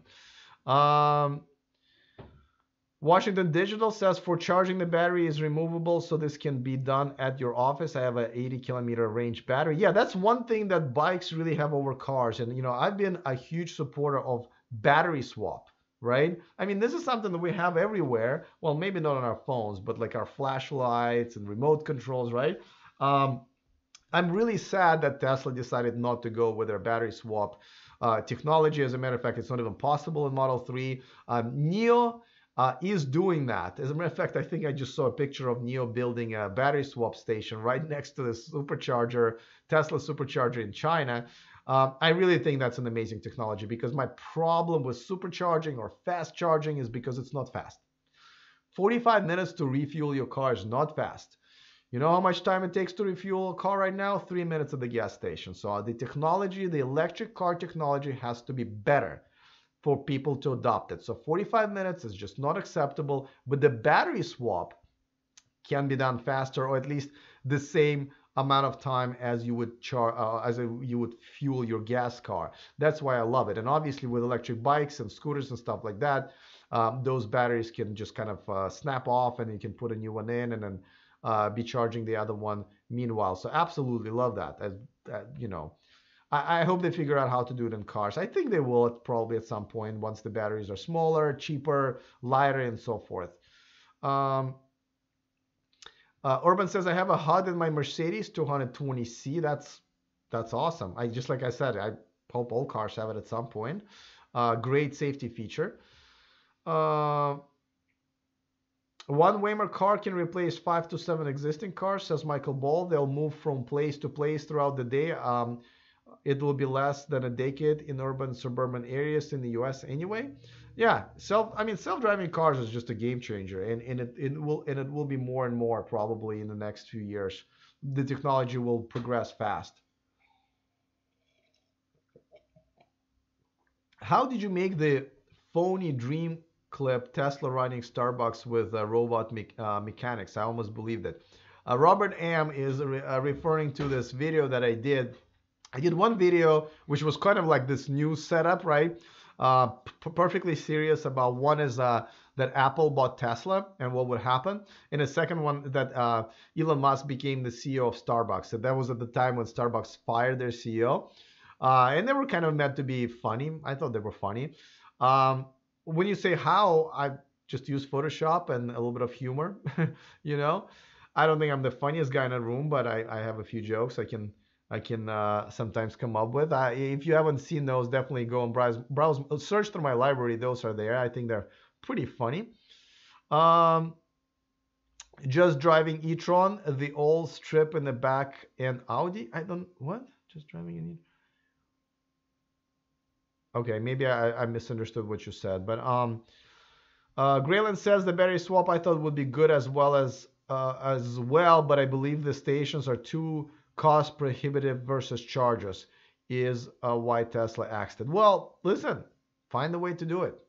I don't care. As a consumer, I don't care. Find a way to do it. Find a way for me to buy an electric car that's better than a gas car, and refueling is a part of it. Now, granted, the refueling is much faster overall because when I, park my car in the garage, 5 seconds to plug it in, another 5 seconds to take it out in the morning, 10 seconds overall, much faster than gassing any gas car, right? But for fast travel, for long distance travel, fast charging is nowhere near where it needs to be. The battery swap I thought would be good as well. Okay, that was that. Fanto R ask, you plan on being at the LA Auto Show? Yes. Well, so don't forget, each auto show has like 2 or 3 media days before. That's where all actual unveilings are. That's where all the press conferences and interviews are. So the LA Auto Show media days are actually called LA Automobility, I think. So that's from 26th to 29th of November. So that's where I'm going. But once the show starts, I'll be back here already. There's no reason for most of the journalists and media to be at the actual show because, this is just people coming in and enjoying and checking everything out.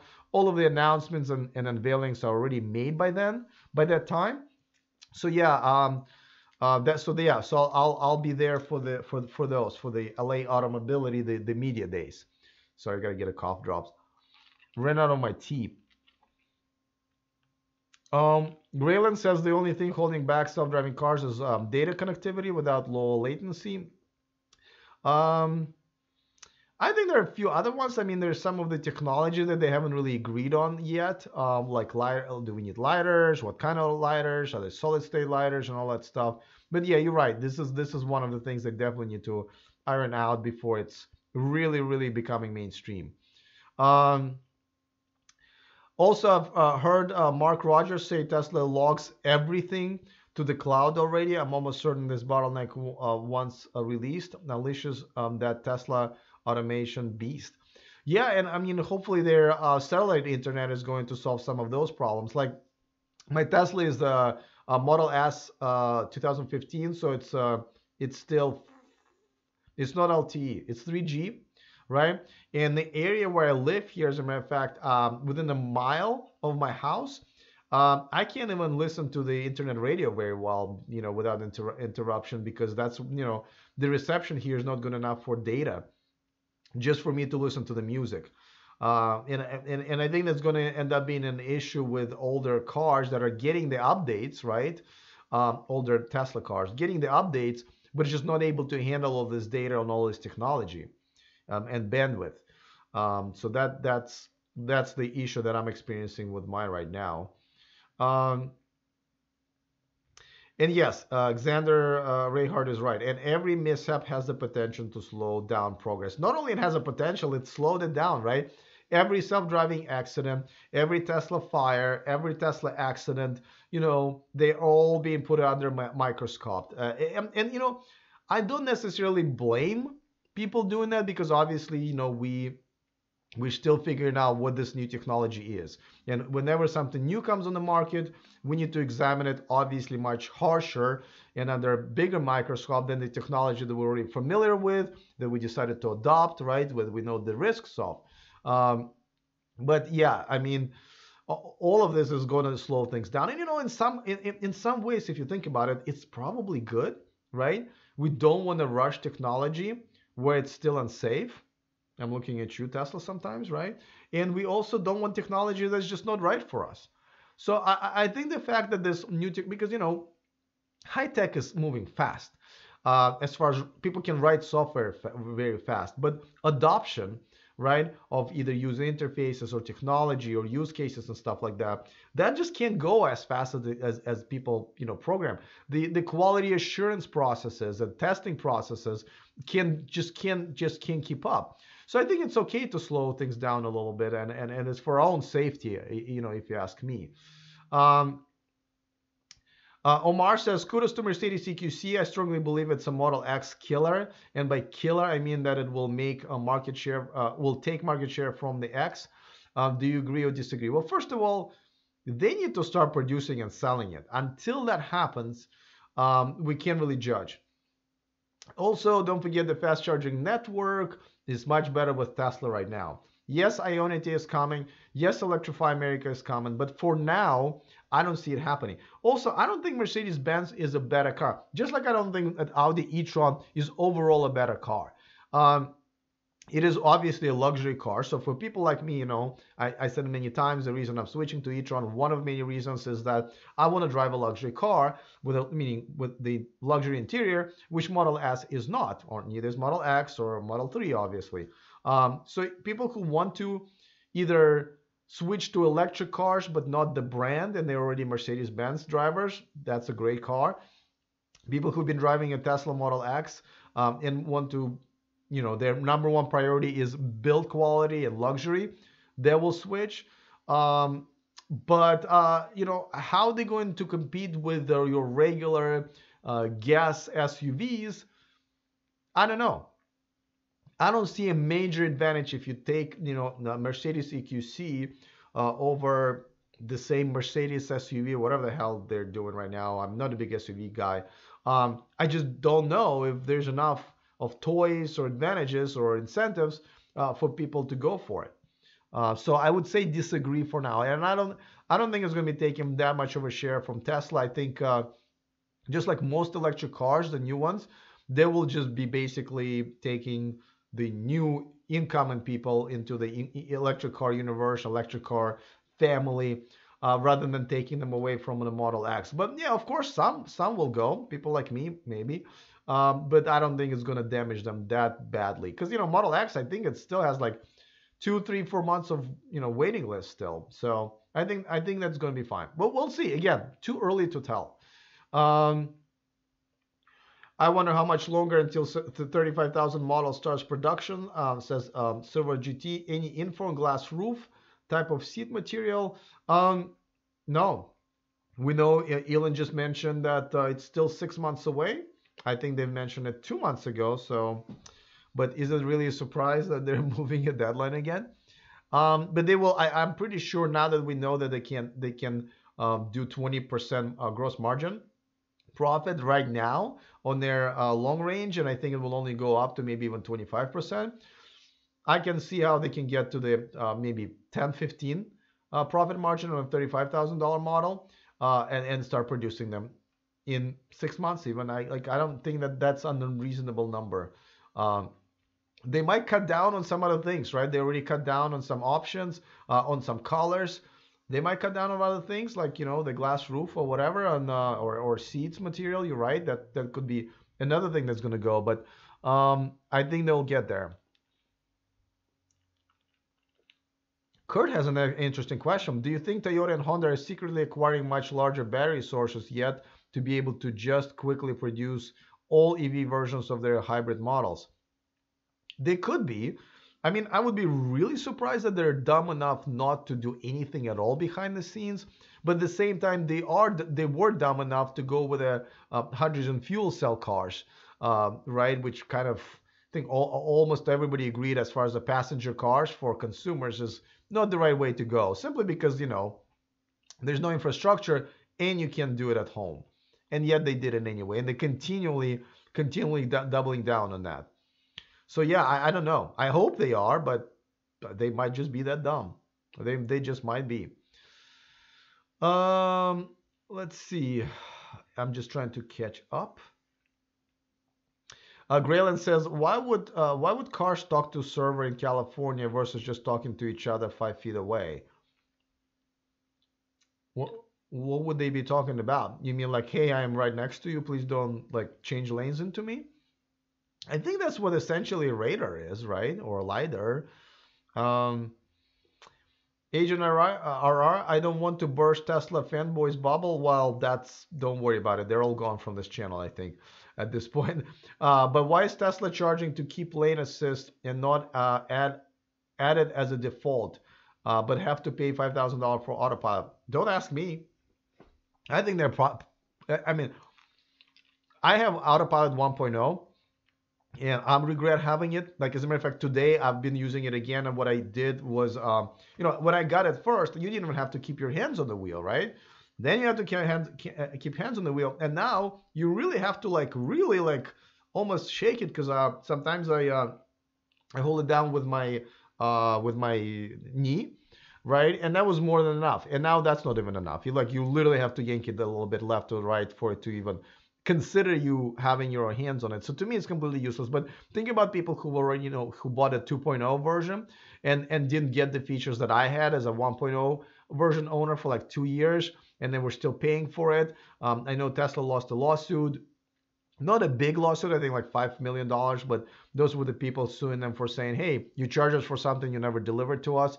So it's, to me, one of my biggest criticism of Tesla is their autopilot and autopilot pricing. I think it's a mess. I think it's one of many reasons that I don't want to have anything to do with it.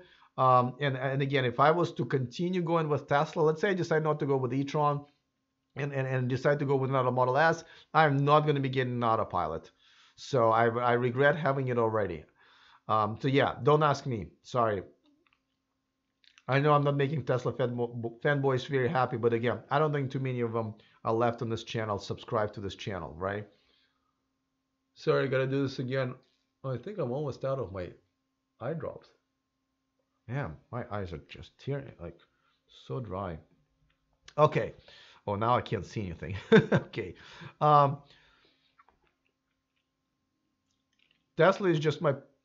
Oh, this is just my personal, very often wrong opinion, says Grayland, and that was about the talking one car to another. Okay. Okay, you say exactly right. Telemetry data, as well as say sharing videos, music, whatever else via peer-to-peer. I don't think that mobile connectivity is something that Tesla had made too many strides in. So I don't think peer-to-peer communication is there yet. And don't forget, it's also about bandwidth and the hardware and stuff like that. So that's, as a matter of fact, I haven't seen, even in more innovative companies at this point, like Byton and Neo, I have not seen that much of peer-to-peer communication talk. I think everything kind of goes through a centralized database, computer brain, whatever you want to call it. And I think that's how just software is done nowadays anyway, and software as a service as well. Um, all of the Honda cars have this by default with their sensing packages. Oh, I see what you mean. Yeah. Don't know what to tell you, man. I'm sorry. um, Ronan says, read an analysis on the Tesla Q3 and seems that Tesla is spending less and less money in research and development, so much that if Tesla spent the same amount of money in research and development, they wouldn't be profitable again. Yeah, and it does look like they kind of stopped innovating a little bit, and I understand they right now it's all about being scalable and scaling the production and all that stuff. And this is why I'm more excited companies like Byton and Neo, because they are still in stages where they can design stuff from scratch and innovate and stuff like that. But I think it's just a natural order of things where you can innovate when you're a startup, but once you're in the real world of high volume production and building factories and stuff like that, then innovation kind of slows down. So I don't really blame Tesla for that. I think that's just the way it is. Omar Ramirez says, which automotive company do you think will be Tesla's biggest competitor? Byton. Byton spelled B-Y-T-O-N because it stands for Bytes on Wheels.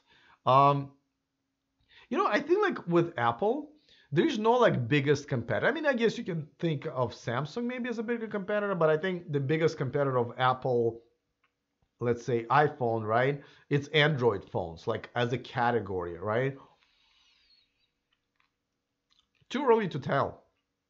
Too early to then. I don't think we have a clear winner yet, but I think Volkswagen Group right now seems like because they're fighting on a few fronts, right? They're doing Electrify America, which is a fast charging network in the United States. They're one of the investors of Ionity, the fast charging network in Europe. They have their own Volkswagen brand in their ID series of few cars that they're promising in the next few years. They have Porsche Taycan with a Porsche brand that seems to be an amazing car, and obviously Audi e-tron that's in production now.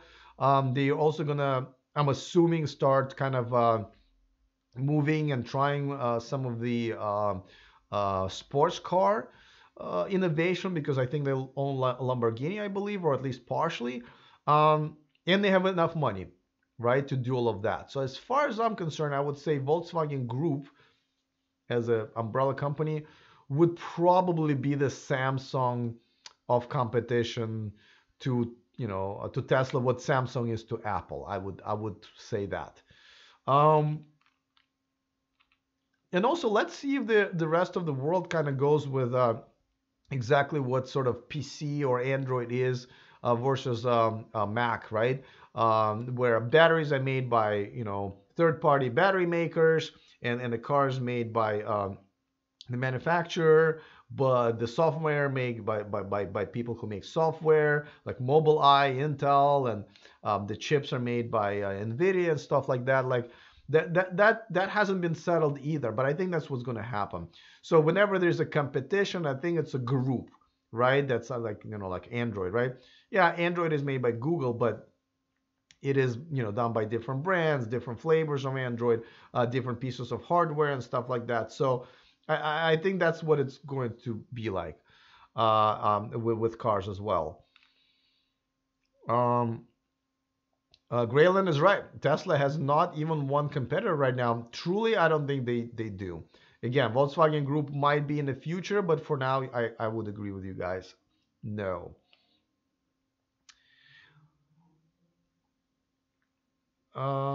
It's because Tesla built the cars like a freaking rock. I don't know if you're talking about build quality, then no. But maybe you meant something else. Xander says whoever is first to convert every offering to electric would effectively compete with Tesla. Yeah, I mean, I would even say maybe a plug-in hybrid. So like Volvo is probably going to be one of the companies, maybe. But that's something I got to think about. Whether that is actually qualifier for that. It might not be, you know, it might be that just, you know, let's say Volkswagen Group has their gas cars, but they also have their electric cars, and the electric cars together is a competition to Tesla. And don't forget, a competition to Tesla is not just cars. It has to be the infrastructure, right? Because, you know, even though Elon would not agree with me, but I think one of the biggest competitive advantages, and maybe the best feature that Teslas have, is the supercharging network. And don't forget, Tesla is also an energy company with their solar roofs, solar batteries, energy storage for your residential and business and commercial, you know. So there's a lot more to Tesla that you would have to compete with. But it's going to be an interesting couple of years, guys. Definitely, for sure. I'm looking forward to that. Grayland says about the screen, I don't think it takes away anything from driving, as I don't mess with things while driving and only would glance for directions. Yeah, but I gotta tell you, something like speed is definitely, I would like to have it right here on right in front of me. Definitely just a little safer. Okay, you guys talking about the build quality of Model 3. You know, I was only gonna pop in here for like an hour, and I think we've been going for almost 2 hours. So maybe I'll answer a couple more questions. And by the way, let's see if we're at 25,000 yet or not. I would have assumed somebody would have let me know already, so I'm assuming no. Let's see. Oh, we are at 25,000. Yeah, where's my confetti? No, I'm not doing this again. All right, let me take a quick screenshot here, and I'm actually going to take another screenshot on my other computer,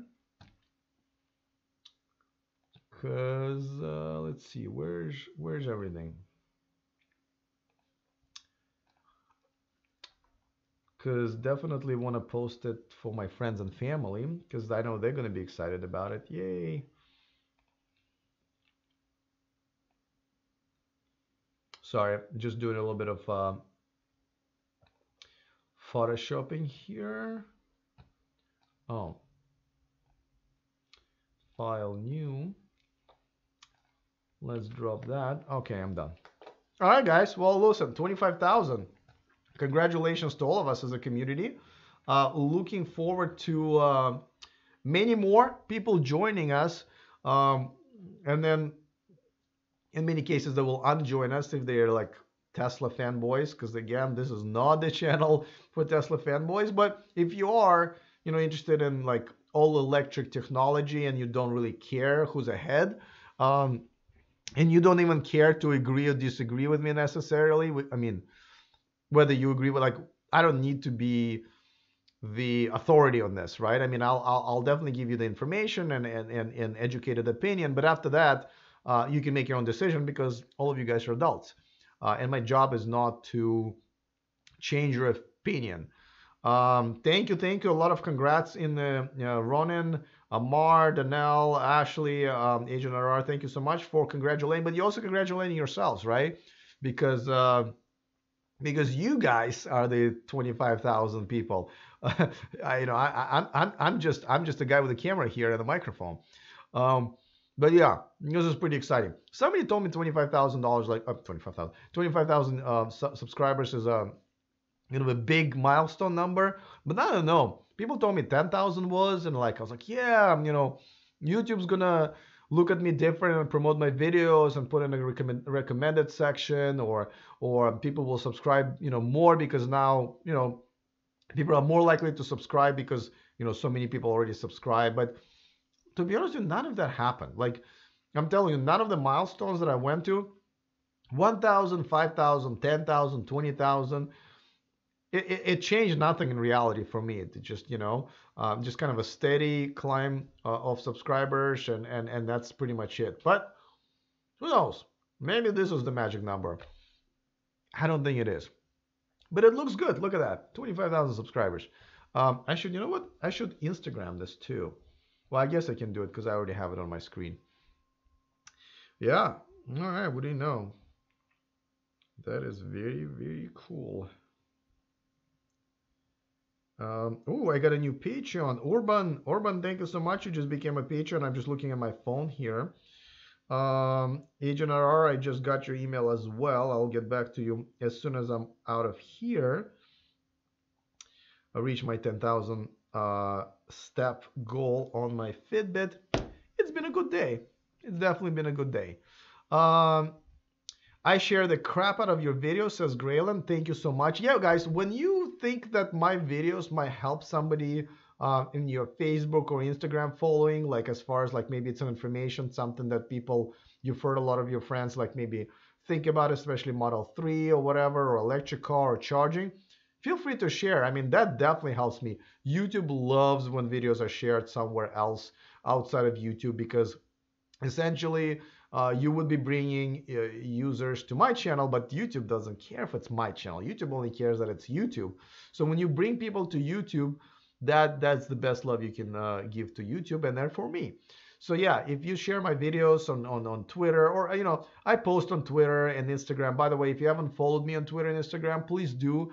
That's where it's easier to share my videos. So like, for example, I know if you have a notification, like if you have a bell icon clicked, if you haven't, click on a bell notification icon, that way your phone or your email, I think, will get you notified that I have a new video. That way you can see, oh, this is the title of the video. I want to watch it or I don't want to watch it. Swipe left. Totally up to you. But if you're following me on Twitter, it's easier for you to share my videos. If you're on Instagram, the stories and pictures that I post and videos, oh, perfect timing. Look at that. They're kind of behind the scenes of what I'm doing here, but also just my life, just little things that I enjoy. Like today I went to the zoo and there were just some funny pictures and videos that I took. Though I think I saw a lemur, the animal. So I had to make a joke, absolutely. And I think I posted on my Patreon, on Patreon. So, stuff like that. So go ahead and follow me on Instagram and on Twitter, E4Electric. My handle everywhere is E4Electric. YouTube.com/for Patreon.com/E4Electric. Twitter.com/. So I'm easy to find and stalk, apparently. Let's see. I say this is only the first of many more triumphs to come, says Agent RR. Absolutely. I do have to say that my next triumph would be, like, you guys know I just went full-time with YouTube, but, honestly, I had to move to Sacramento to cut down on my bills. I knew I wouldn't be able to afford this if I continued living in the Bay Area. And even now, it's still, like, I don't even wash, I wash my own cars now because that's how tight my budget is, right? I think the next triumph would be is when I'm able to get a sponsor or multiple sponsors, or maybe my Patreon community, to actually where I'm able to pay myself a real salary where I don't kind of have to like struggle every day. And I'm okay. I mean, I know I'm going to struggle for a while, maybe a few months, maybe an entire year. And I'm perfectly fine with that because I love doing this. Like, by the way, I had plans tonight. Like right now, I was going to go to a roller skating event, and then I probably going to check out one of the lounges and stuff like that. And I figured, you know what I'd rather do? A live hang out with my subscribers. So like, I love this, and I'm more than happy to struggle for a while. But I'm just saying the next triumph for me would be to actually be recognized by a brand, by having them invest into me and commit a budget to advertise here. So it's that would be my next one. I'd say I'm going. Okay, Ronan, have a great night. Thank you for your congratulations and contribution to this channel and to conversation. Ashley says it's a public holiday for him. Going to try and make a video for your Patreon. Oh yes, if you guys are Patreon, please do make a video for me because I'm putting together kind of a collage of just kind of a turn your camera on, make sure it's like this, and just make a video about why you're a Patreon, why you're contributing to E4Electric, and that's it. 1 minute, 2 minutes, whatever. I'm actually probably going to end up like using 5 or 10 seconds. So yes, thank you if you can do that. Graylan says some of my favorite interviews on YouTube are on this channel. Yeah, I appreciate it. I love doing interviews, and I'm grateful that I was able to interview some pretty big people in this industry. Like Henrik Fisker. I got to interview U.S. congressmen and mayor of Sacramento and CEOs of Bollinger and Byton and Genovation GXC. I might be forgetting a few companies, but yeah, I mean it's been pretty cool, and I enjoy interviewing them, right? Because I know a lot of times they're kind of tight-lipped and they just want to give you like these are the talking points. So I throw all kinds of just funny questions or comments that just kind of puts them at ease, and I think the interviews are kind of more fun. And sometimes I do ask real questions, like if you watch my interview with Henrik Fisker, hey, those questions are real, and he was a great.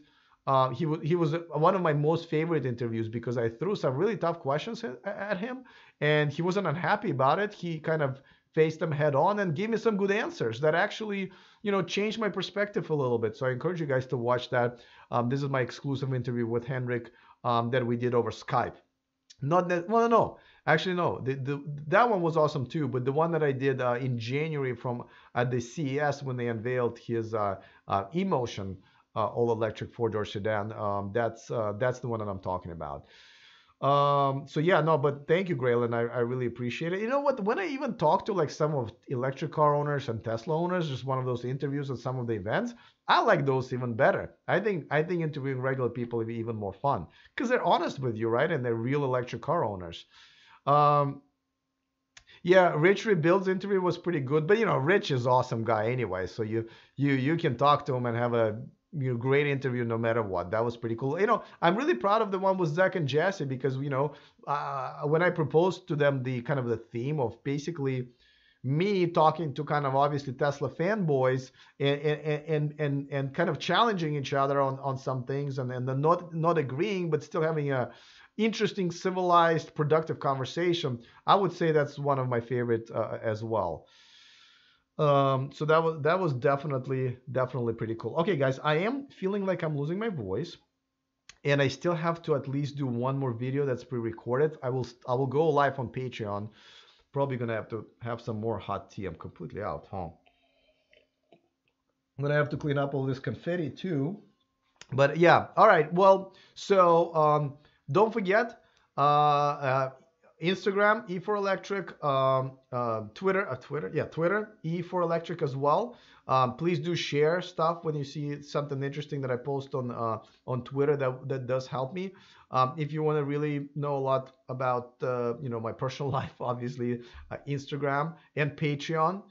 One last question. Omar is asking: is Tesla working on solid state batteries? I would be surprised if they're not.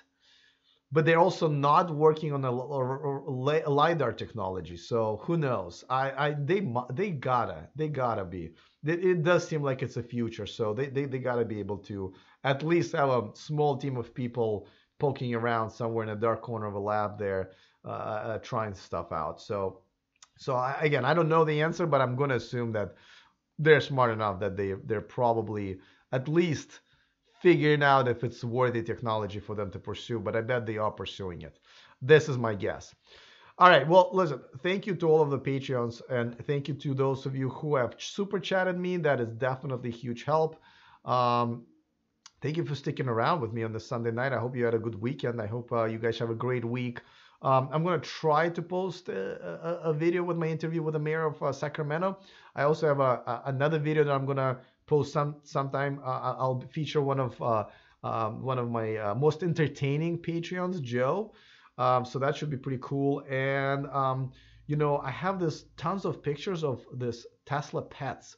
I needed a picture of a dog in a Tesla for that remember Elon said they will have a dog mode. So I just needed an image because you can't just use random images because of copyright laws here on YouTube.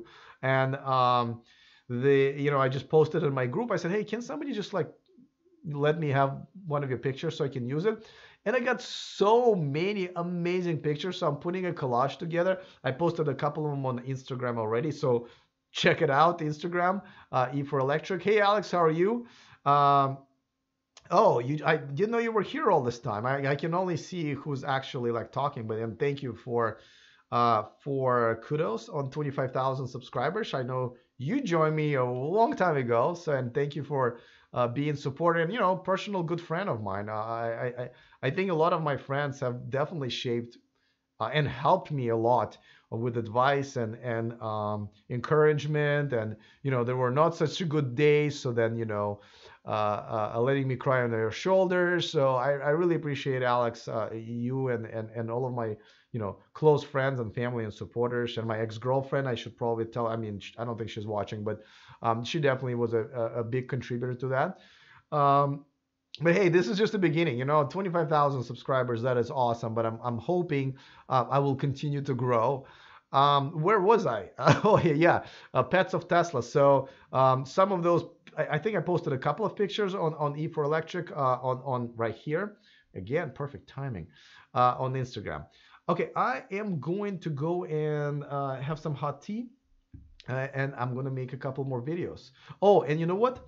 I got on this new platform. It's called TikTok. Like, it's actually the fastest growing, bigger than Facebook or Instagram and all that stuff. Fastest growing, I think it's September, as far as new members. And it's really an interesting concept. So I think I'm gonna try posting something funny on there today or tomorrow, and I'll see if I can make a copy of it on Instagram. So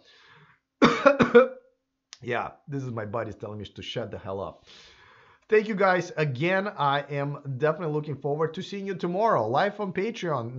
This is not gonna. This is tomorrow morning. We'll continue talking about all exciting news.